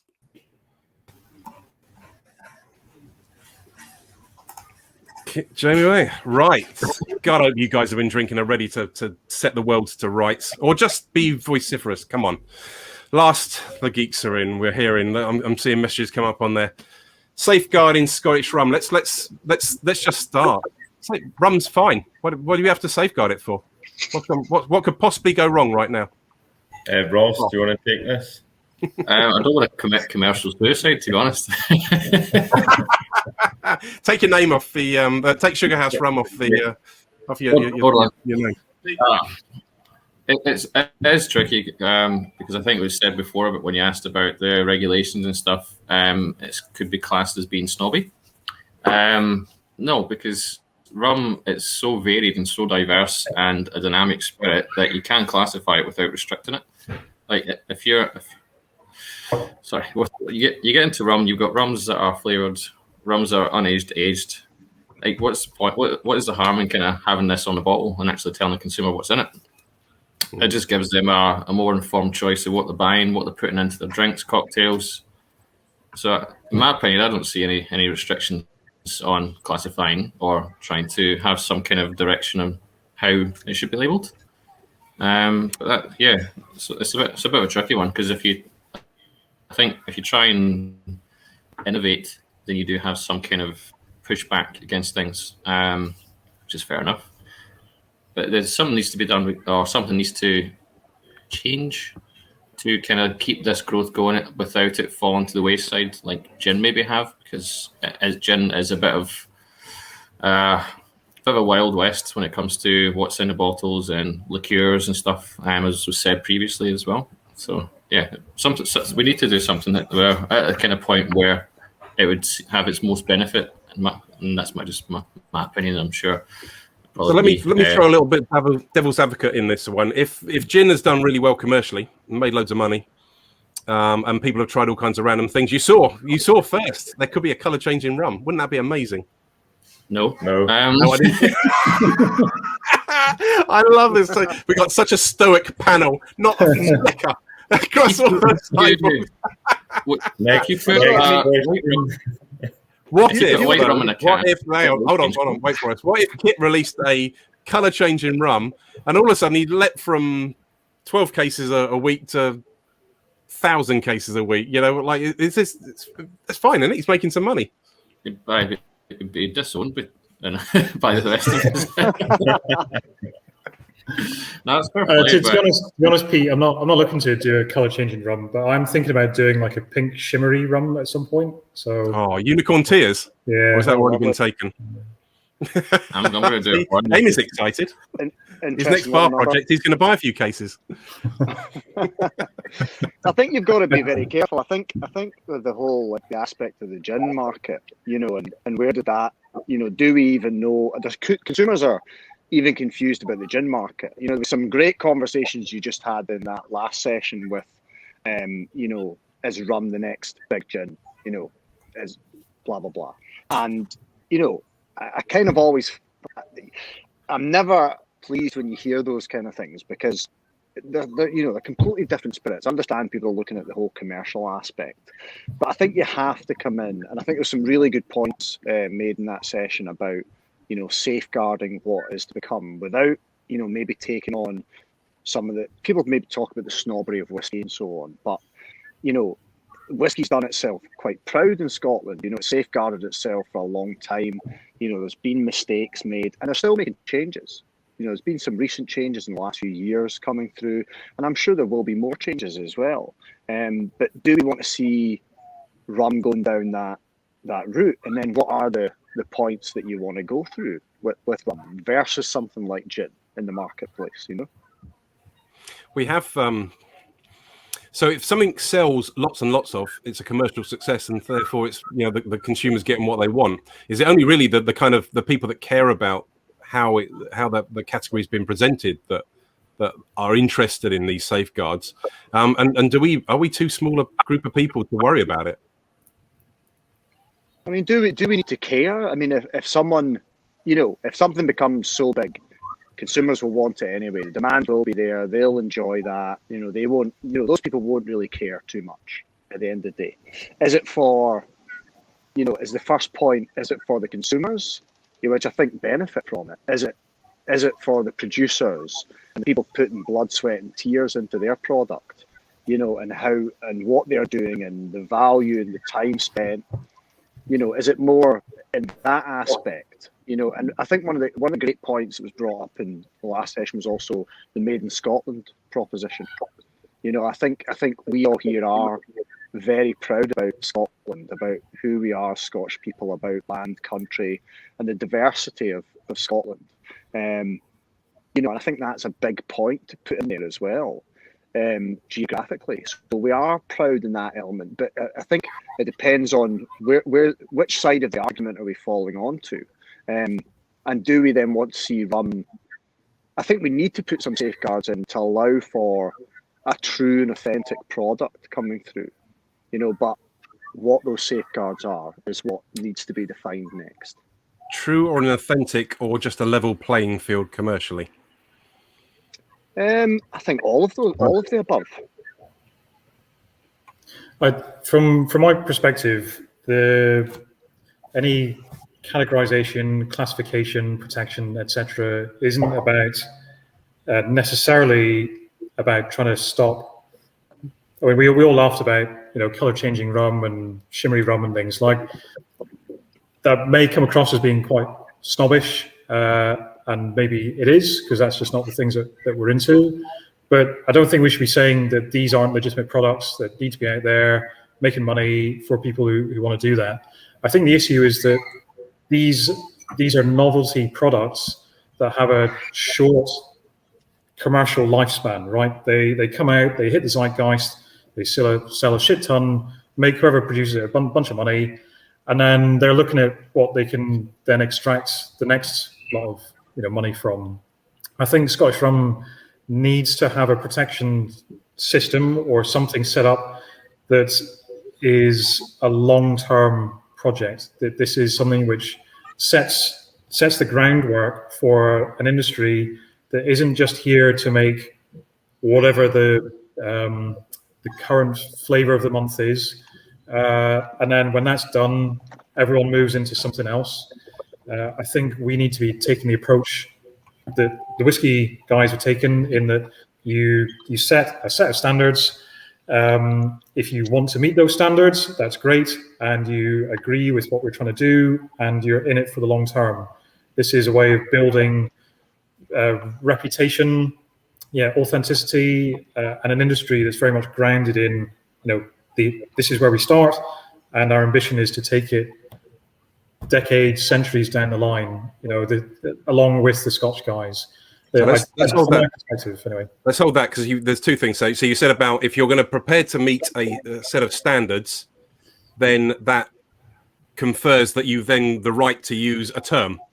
That use of this equals that, and maybe this is the time to somebody to talk about the Scottish Rum Association. So I don't think there shouldn't be anything contentious about, if you want to stick on your bottle Scottish rum, that it's made in Scotland. Like, I don't see, if people are arguing that this isn't something we should do, then, and I'm sorry to anyone that I offend saying this, but they should not be in our category. Like, they're not welcome, right? If it's made in Scotland, you can say it's Scottish, and as long as it's rum and it meets all the other requirements that are set out legally, great, and that's basically the sort of minimum that we're asking for. And I don't see why anyone should disagree with that or not want to be part of that, unless they have an agenda to do something else, which is not what we're part of. But yeah, sorry, to follow on, yes, in order to progress that, we, and I say we, me, Colin, Ross, along with Jacine and Paul at Matugga, and Ben at Isla Rum, we have set up an association which is looking to forward that, for want of a better word, agenda, to try and set some common language around what Scottish rum is and isn't, set some rules for what they're worth, and then use that as a platform to promote the entire category, and use it as a way of kind of unifying producers and talking a common language and a common standard of what's being produced. That's not to say that what we are doing is better or worse than something else. Like, if you want to take a neutral spirit and shove typical spiced rum botanicals in it and stick it out in the market, that's fine. It'll probably sell really well, but don't call it Scottish rum. And that's I know it's not that simple, but that's kind of what we're aiming for. I think. Let's take the word agenda, because that can always feel like a very personal thing, but it's not. The word agenda not about a protection for your own products. You know what? I shouldn't have said that. I should have asked you to explain the word agenda, maybe, and to you've alluded perhaps before, but maybe Colin or Ross is like, what's the goal for this? What is the it's not commercial. Please tell me it's not just that you're just trying to protect your own product. Something that's quite as simple as that. When I set up, totally. I knew a lot less than I know now. But part of it, the setting up the association, is to help new brands come to the market and actually help them with the labeling side, because there's obviously the health warnings and stuff that you need to adhere to with the. But there's no regulations or checks in place that you have to do that. Like your local trading standards can get in touch with you and say your label doesn't comply, you must change this. But there's no need to do that before you release, like in America where you got the TTB.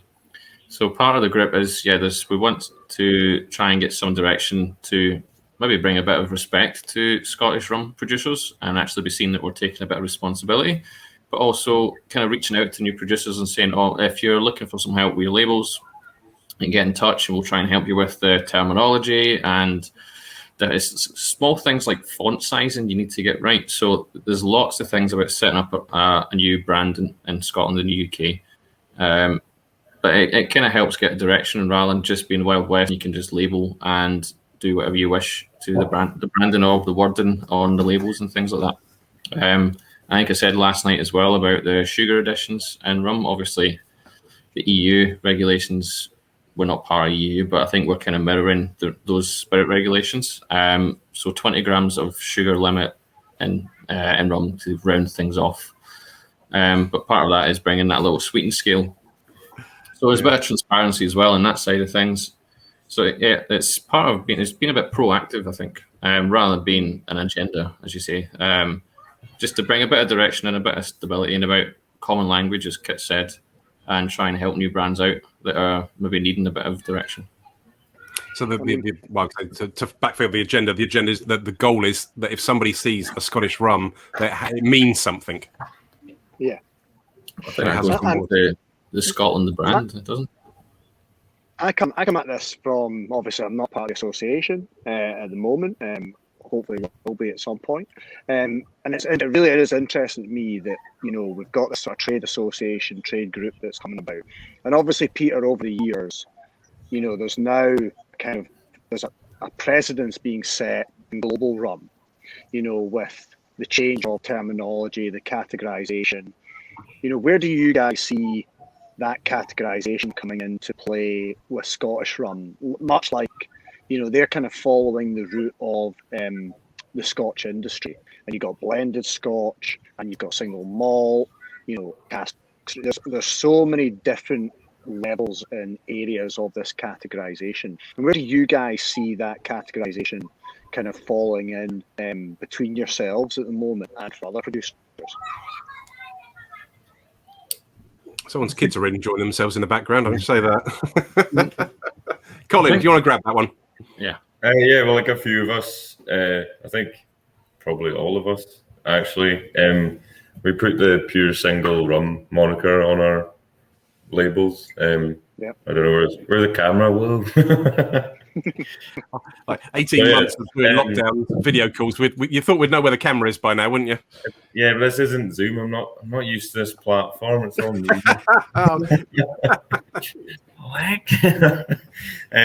But yeah, pure single rum. That's obviously going along with the Gargano classification and all that jazz. It just means single distillery pot still rum. I think it's obviously going to be hard to find one way of classifying it because there's so many different angles, like you say. But I think the main, the key thing is if people just start being honest. If we start definitely saying still type, be honest with your age statement, where it's made, then it's a lot easier for consumers already to say all right, this is a pot and column blend. This is why it's lighter in flavor than this 100% pot still one or whatever. You know, it just makes things easier. But feels like a long-term game. You know, it's like I think the notion of single malt has taken a long time to become something that you can really you can subscribe to it. You know, it doesn't necessarily mean that it's going to be a quality product because single malt whiskies can be shite. But at least you mean it represents something and you can kind of get behind it. Yeah. I mean, the whiskey industry itself started, you know, it was all blends, you know, for a long time. You know, the single malt market only really developed itself, you know, late 1900s, you know, moving up to sort of 20th century. You know, and now we're seeing that, you know, we're seeing that with rum. Many rum producers have done that. But it will be interesting to see how, you know, this conversation moves on and what people's thoughts are. I mean, some thoughts I've already had are, you know, for example, you're seeing people that are bringing the rums down to kind of the Spanish style 37.5, and that's great when you're sitting there with kind of spiced drums and so on. But they've also got, you know, there's this new movement ahead. There's the ability to think about, you know, what ABV should be in place. You know, there's every angle of, you know, discussion point for Scottish rum and what Scottish rum should be, without, you know, I think going too far down the route. But I think honesty is always the best policy, open communication, and how that's then affected by labelling and put forward to the consumer. Yeah, being open and honest and just communicating things all the way is just, yeah, I think what we're about. I mean, I think we've got a set of common terms. You know, the three of us use pure single rum to define our spirits and whether they're unaged or aged. and that takes our cues from the best rums in the world. So you're looking at Jamaican and Barbadian rums, use that as well, and we're trying to maybe egotistically put ourselves into that bracket, but I think ultimately we want to be talked about in those same conversations. So that's where we need to be, and being honest about how things are produced.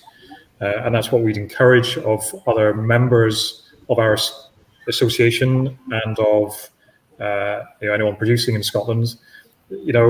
Consumers I know there's this debate and people will probably asked the devil's advocate question of, do consumers really care what it says on the bottle? If they're picking up in a supermarket, probably not, but when you get to engage with them, absolutely. They really, really genuinely take on board, your honesty and openness about things that you make, how you make it, and you build a following, you build brand ambassadors for you. People go out and eulogize for the stuff that you make. And yeah, Pete, when you asked maybe rhetorically earlier about whether we're trying to just protect our own brands, it's definitely not about that. This is, yes, it does, but fundamentally, this is about elevating the entire category and bringing on board, people who want to do, who have a similar ambition to us, and even if they don't have an ambition, if they're doing things the right way, they can, ride along with us. But we want to set the standard in the same way that like Scotch has done, or Jamaican rum has done, or whatever. So that's it. So you lead me nicely into the point that I've got floating there, going so what's the next step? Is it to give it some teeth, to enforce it? You've talked about guidance for new brands coming to market, but guidance relies on people to accept that guidance, but when do you go nope, time to do it, or don't use this term, or you're in trouble? That's a work in progress. We have been in talks, early talks with Scotland Food and Drink and that kind of thing. And some people wanted to put us in touch with the Scotch Whisky Association, because obviously they've got a bit of clout. But at the end of the day, it's down to us and to people to get on board, get more producers to understand what we're trying to do and try and adopt it because they want to. Because obviously taking responsibility and being transparent is something people take notice of these days. They want to know what is in the bottle, what they're putting their money in, what they're investing in. But yeah, at the end of the day, it does need to be policed. Not the rum side of things, but I seen a few months ago the Gin Guild. They had to threaten some cease and desist or something like that with a gin company that said it was gin in a bottle, but it was in 22 or 25% or something like that. So it wasn't gin. So it's things like that. There's no checks in place, or no mandatory checks in place to say, right, this is a new product. Does it meet the criteria that it should do? Because technically, if you want to go down that route, rum should not be flavoured.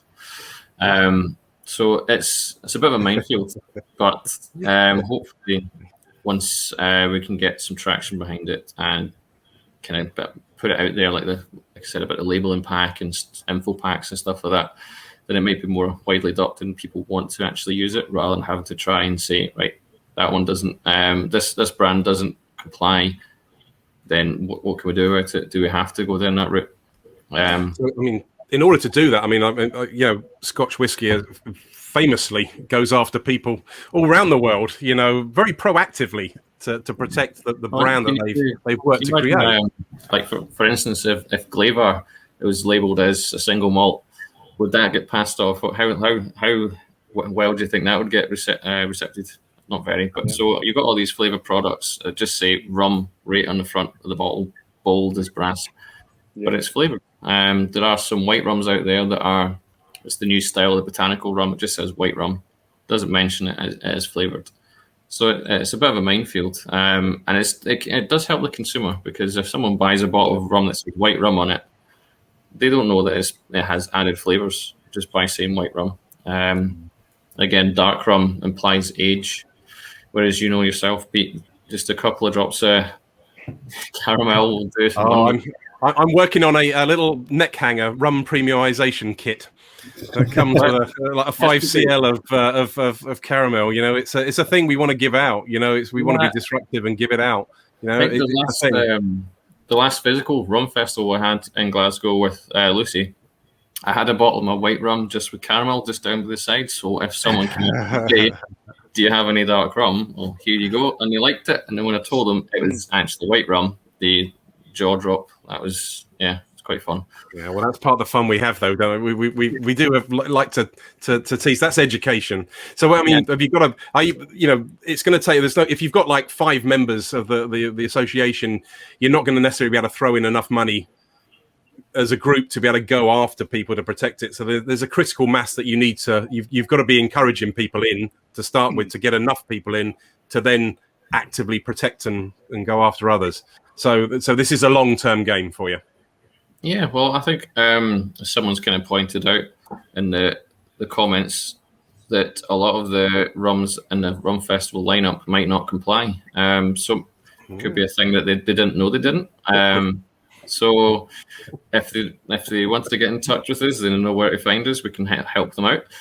But yeah, it's tricky because like if you're using, for instance, spice and rum. There's nothing wrong with that, but if you're using Caribbean rum, spicing it here, then adding a geographical location to it to say it's Scottish, it's losing its history of where it came from as well. So it's pretending to be something, and it's hiding the fact of where it's actually came. So if they would like to put in a bottle, this rum was sourced from Jamaica, Barbados, Martinique, wherever you want to do it, and then it adds some flavors to it, then you're being upfront and being transparent where you've actually sourced your product. There's nothing wrong with that, but if you're trying to use some kind of geographical term of Scotland to sell your product as Scottish, it's a bit misleading. It's hoodwinking. I think that's been used a lot in this. Hoodwinking is a good word.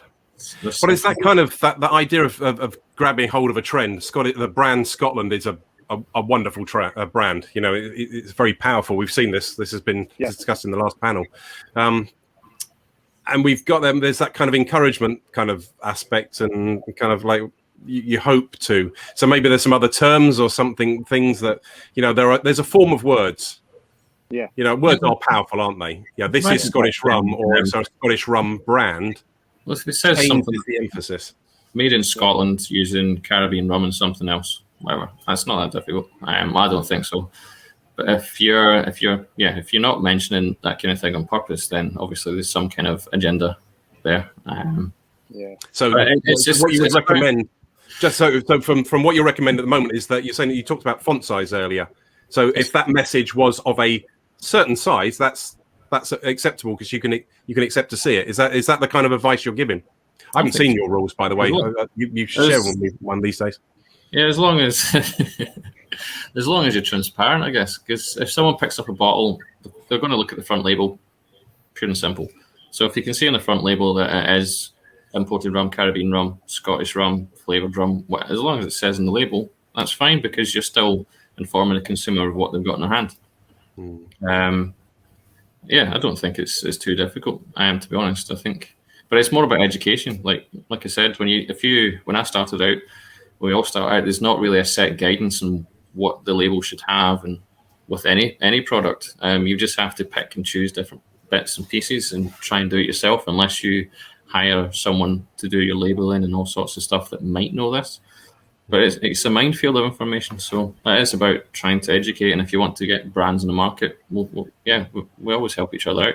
That's why we kind of set this up, because we've all got each other's backs, and we're happy to help with other consumers as well, other producers. Sorry, I threw it away at the end of. Sorry. At the end of the previous one, I threw away a little comment like, "What would you like?"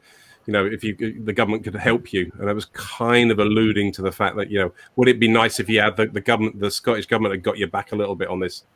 I think that would happen. Someone has asked in the comments about a GI. I don't think we need a GI because we don't have a set product. Like all of our rums are so different, but you can still get protection without a GI. There's a thing that the whiskey side has got. It's the Spirit Drinks Verification Scheme. And it makes basically, so if you want to make whiskey, you have to meet the criteria, and then you have to apply and all this stuff. So things like Harris Tweed, it's a Harris Tweed. Sorry, I don't even know my tweeds. But yeah, you can get protection on products without actually having a GI. So there are ways that we can do this, go down that route. But yeah, it's time and money, and there's a few different routes we can take. But hopefully, people get on board with what we're trying. Should we be crowdfunding? Should a group of enthusiasts get together and crowdfund a solution? Put it on the UK Rum Club. Get Steve and Wes to set up a crowdfund or GoFundMe. To be fair, if they're talking about it for UK, I'd like to hope that we could start with a UK protection for rum rather than just Scotland. But I'm also conscious of the state of the union. Cornish rum needs its own specific one. That's another microcosm in itself. There are various hotspots and very trendy brands, and Cornwall is a very, very trendy brand in its own right. And you can understand people wanting to borrow that term. And it's exactly the same in Scotland, I think. It's just that. Yeah, it's powerful. It sells lots. It's not just geographical either, but rum as well. People and gin and whiskey. They're quite. They're such well-known spirits as categories in terms of awareness, and people look to ride off the back of their perceived success. So not so much whiskey because it's protected, but all these brands that look to ride off the success of gin by literally making everything that has gin in the title. So you can go buy a gin pillowcase or a gin bar soap or whatever. There's had gin nowhere near it, but they're leveraging that to make them some money. And with rum as well, all the stuff that literally is not rum, but is called rum, to ride off that success. And it's the same with Brand Scotland and other areas. You combine the two, and Scottish rum, trying to ride off the success of that. And the biggest challenge really is enforcement, because there are rules for what rum is and isn't, and they aren't enforced because there's no. It's down to local authorities, and local authorities, as we all know, are pretty stretched for cash, and so various parts of them don't have the money to go off and properly investigate these things. So I've had a challenge here in Dumfries and Galloway of at least one product that I believe is not rum, but when you approach trading standards about it, they have literally no idea about what rum should or shouldn't be, to the point where I had to email them a link to the regulations so they could go and read it. And then they went and did their research in Tesco's as to what was and wasn't rum. Yeah, exactly. Yeah, my jaw dropped the same as yours, Pete. Because you've got Tesco's is renowned for having a fantastic selection of rum. Well, yeah, and also a fantastic selection of mislabeled rums as well. So I was being sarcastic hugely. Is there any authentic rum in Tesco's? It's mostly flavored products anyway. No, there's Appleton. There's a few brands, yeah. There's a few things in there. But right from Jamie Macklin. So this is the main. You can set up all the the boundaries and box Scottish rum for what it is, and write a document about it and get protection, and folk will still ignore it and largely get away with it. Scotch does so well because they have the SWA, who are so shit hot at policing it, because they're so protective, maybe overly protective, but they're so protective of their brand. But that is separate to the government, it's separate to local authority, it's an industry body in its own right that's well funded. They can do all this. We're in a position where that's what we'd love to be able to do, but you're right, we don't have that money, clout to do so. I mean, there are ways that we need to raise money for that. When you mentioned crowdfunding, obviously membership to the association is one thing. Just doing events where we go out and promote Scottish rums to the public, and you charge money, and people come and check out your rums, and you make a bit of cash that way. Are ways of doing it. The festival, by the way, is not a money-making exercise as such. But in the future, it could be. This is a way of bringing cash into us as an association if it's done under that umbrella. But yeah, that's how we fund everything is. Probably worth pointing out that just for everyone watching, that you guys have paid to be a part of this thing, so you're investing your time and money in this. The thought occurs that maybe there's an associate level or something that where people that are that not necessarily producers but that actually care about it. Maybe we should be doing myself. I don't make rum, but maybe I should. If I see something that doesn't quite fit, maybe I should be sending messages of complaint or these guys. I don't like what this is how it's selling itself. Maybe we can support you in that respect. Is that a thing? No, leave off. No, it's our rum. Get the we're protecting it. We don't want real people in. We don't want the great and unwashed in. I'm on the You don't want spam to death. Yeah, I know. Well, I suppose the flip side of it is you're also you're busy people producing your own products. It's not like you have lots of time to spare. Is that fair?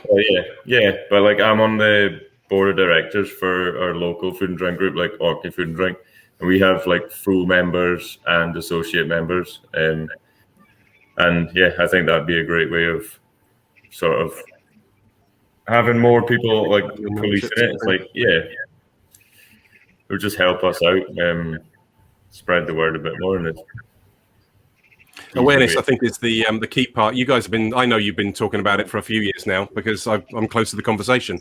In some respects, not in all respects, any respect, that guy. But but getting this word out, and so it's nice that this is the closing statement for anyone who's not too pished at this point, having drunk their way through the box. Hopefully they're remembering what we're talking about, and it's not necessarily to have a dig at everyone else that's in part of this thing. It's about we're sharing a comment here, aren't we? We're about this focus about what Scottish rum could be. So, we've got plenty of time left. We've got a bit of time left, but what for the future? Where are we going? What in an ideal world? What's next?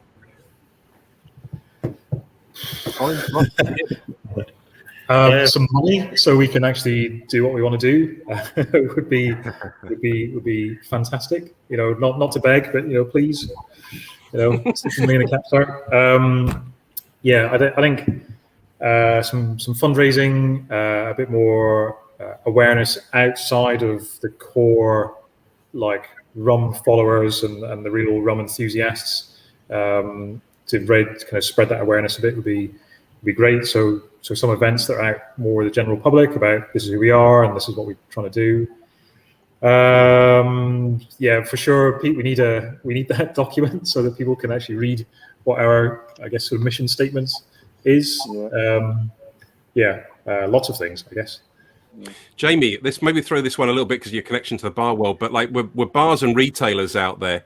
Do they we need to get them on board, don't we, as to what it is as well? I mean, I love that. You know what? I'm really, really happy that Craig made a joke of bringing out that color changing rum. That just gave me so much to work with. I mean, thank God for doing it, but a retailer who wants to sell a bunch, they want to sell some rum. If they saw this, they might be tempted, I'm just going to stick this on the shelf, because I know we could sell a load of it with no thought to where the future is going to be. I can't see that any of the big cocktail bars in Edinburgh or Glasgow or whatever are going to be interested in that kind of product, but we need to get these people on board as well, don't we? You do. I mean, there's that aspect where you speak to some people or clients, and they might go on about, some of the pink gins that are out there, and to me that was an old style of cocktail, but it's marketing as well. So it's the use of words and communication, and how that then comes across. A lot of the market research I did for years was interesting when you'd come back to consumer and you would just leave them with them asking questions themselves, because what is that I'm actually drinking?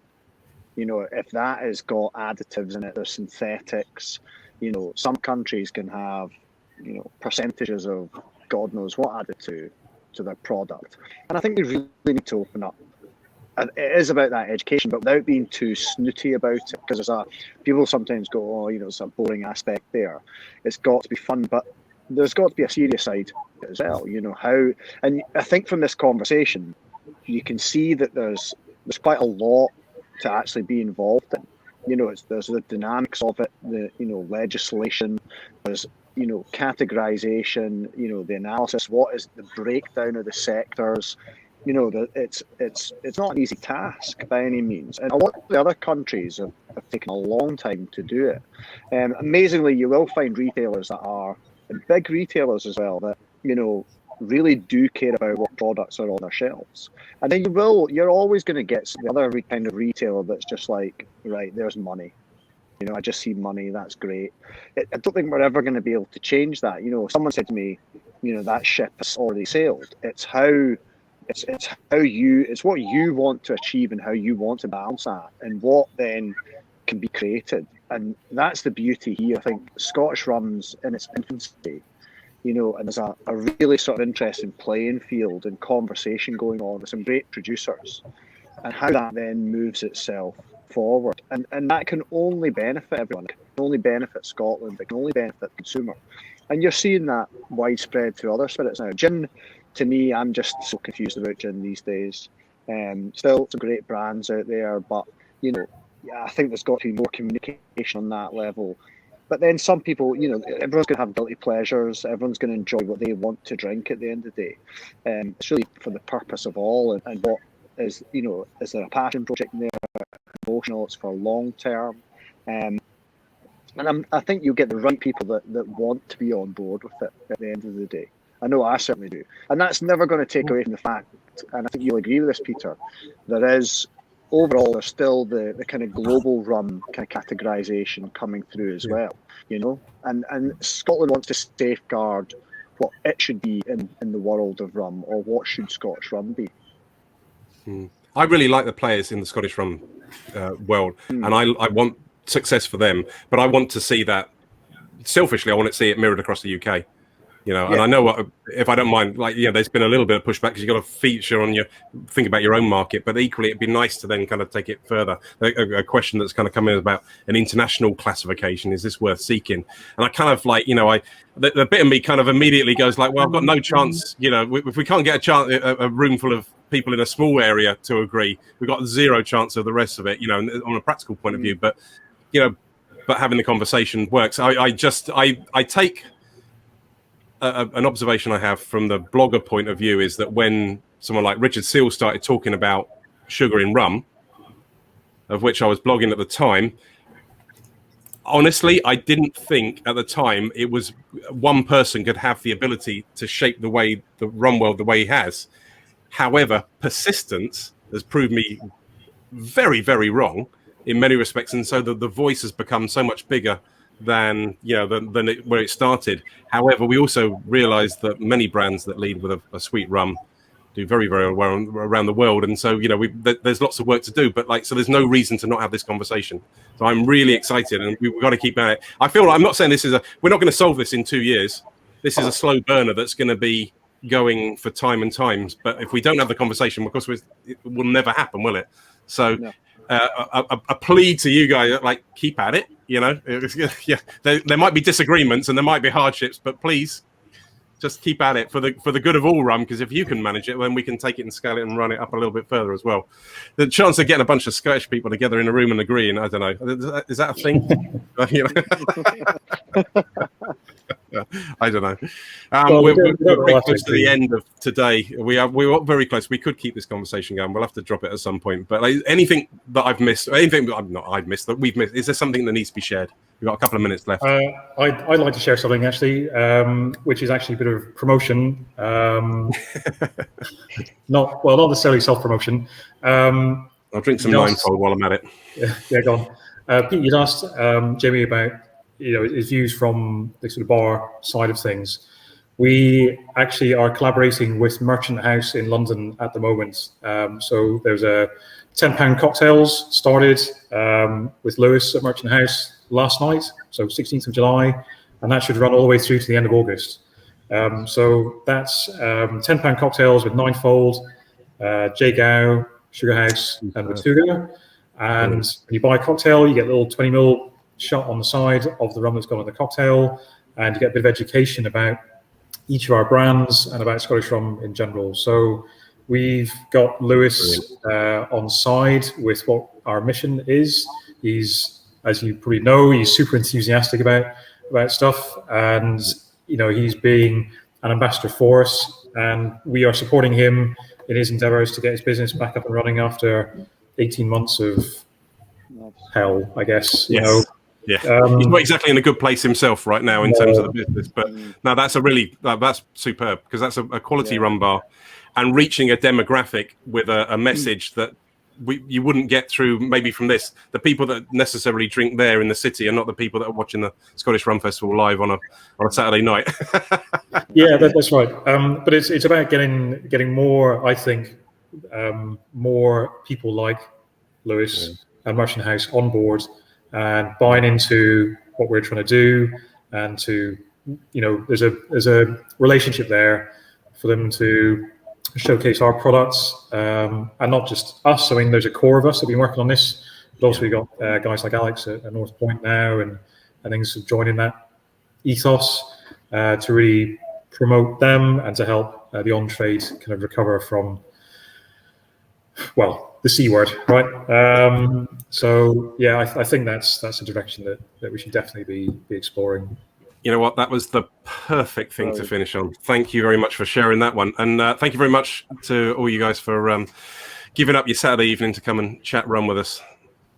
I've been drinking Seawolf just through that, and I poured a little bit of Ninefold just because he was, at the end there. I got to say, all the rums I've tried of this weekend have been lovely. And I don't mind. I think some great botanical spirits amongst all that, botanical rums. Some great products in Scotland. Yeah. So, thank you very much for that. I think we're going to run into some tunes now. Thank you. Cheers. Thank you for all those that have joined us online. Thank you very much for your support. There's lots of resources on the Scottish Rum Festival website. Please keep an eye out for the competitions on the Facebook page and via the Instagram. Share your pictures at Scottish Rum Fest, # Scottish Rum Fest. And all the other things I probably forgot to talk about during the evening. Apologies. I just enjoyed doing this shit. What can I say? Oh, run it again. God damn it. Cheers. Au revoir. TTFN. Have a great weekend. Hi, everyone. Bye-bye. Take care. Hope you've enjoyed the Scottish Rum Festival. My name's James from Hometown Promotion Sound System and Ragamuffin Records. We're an independent reggae sound system and reggae record store based in Glasgow, Scotland. I'm here just to play you out at the festival with some nice reggae and dancehall tunes. Hope you've had a great time and enjoyed some nice rum.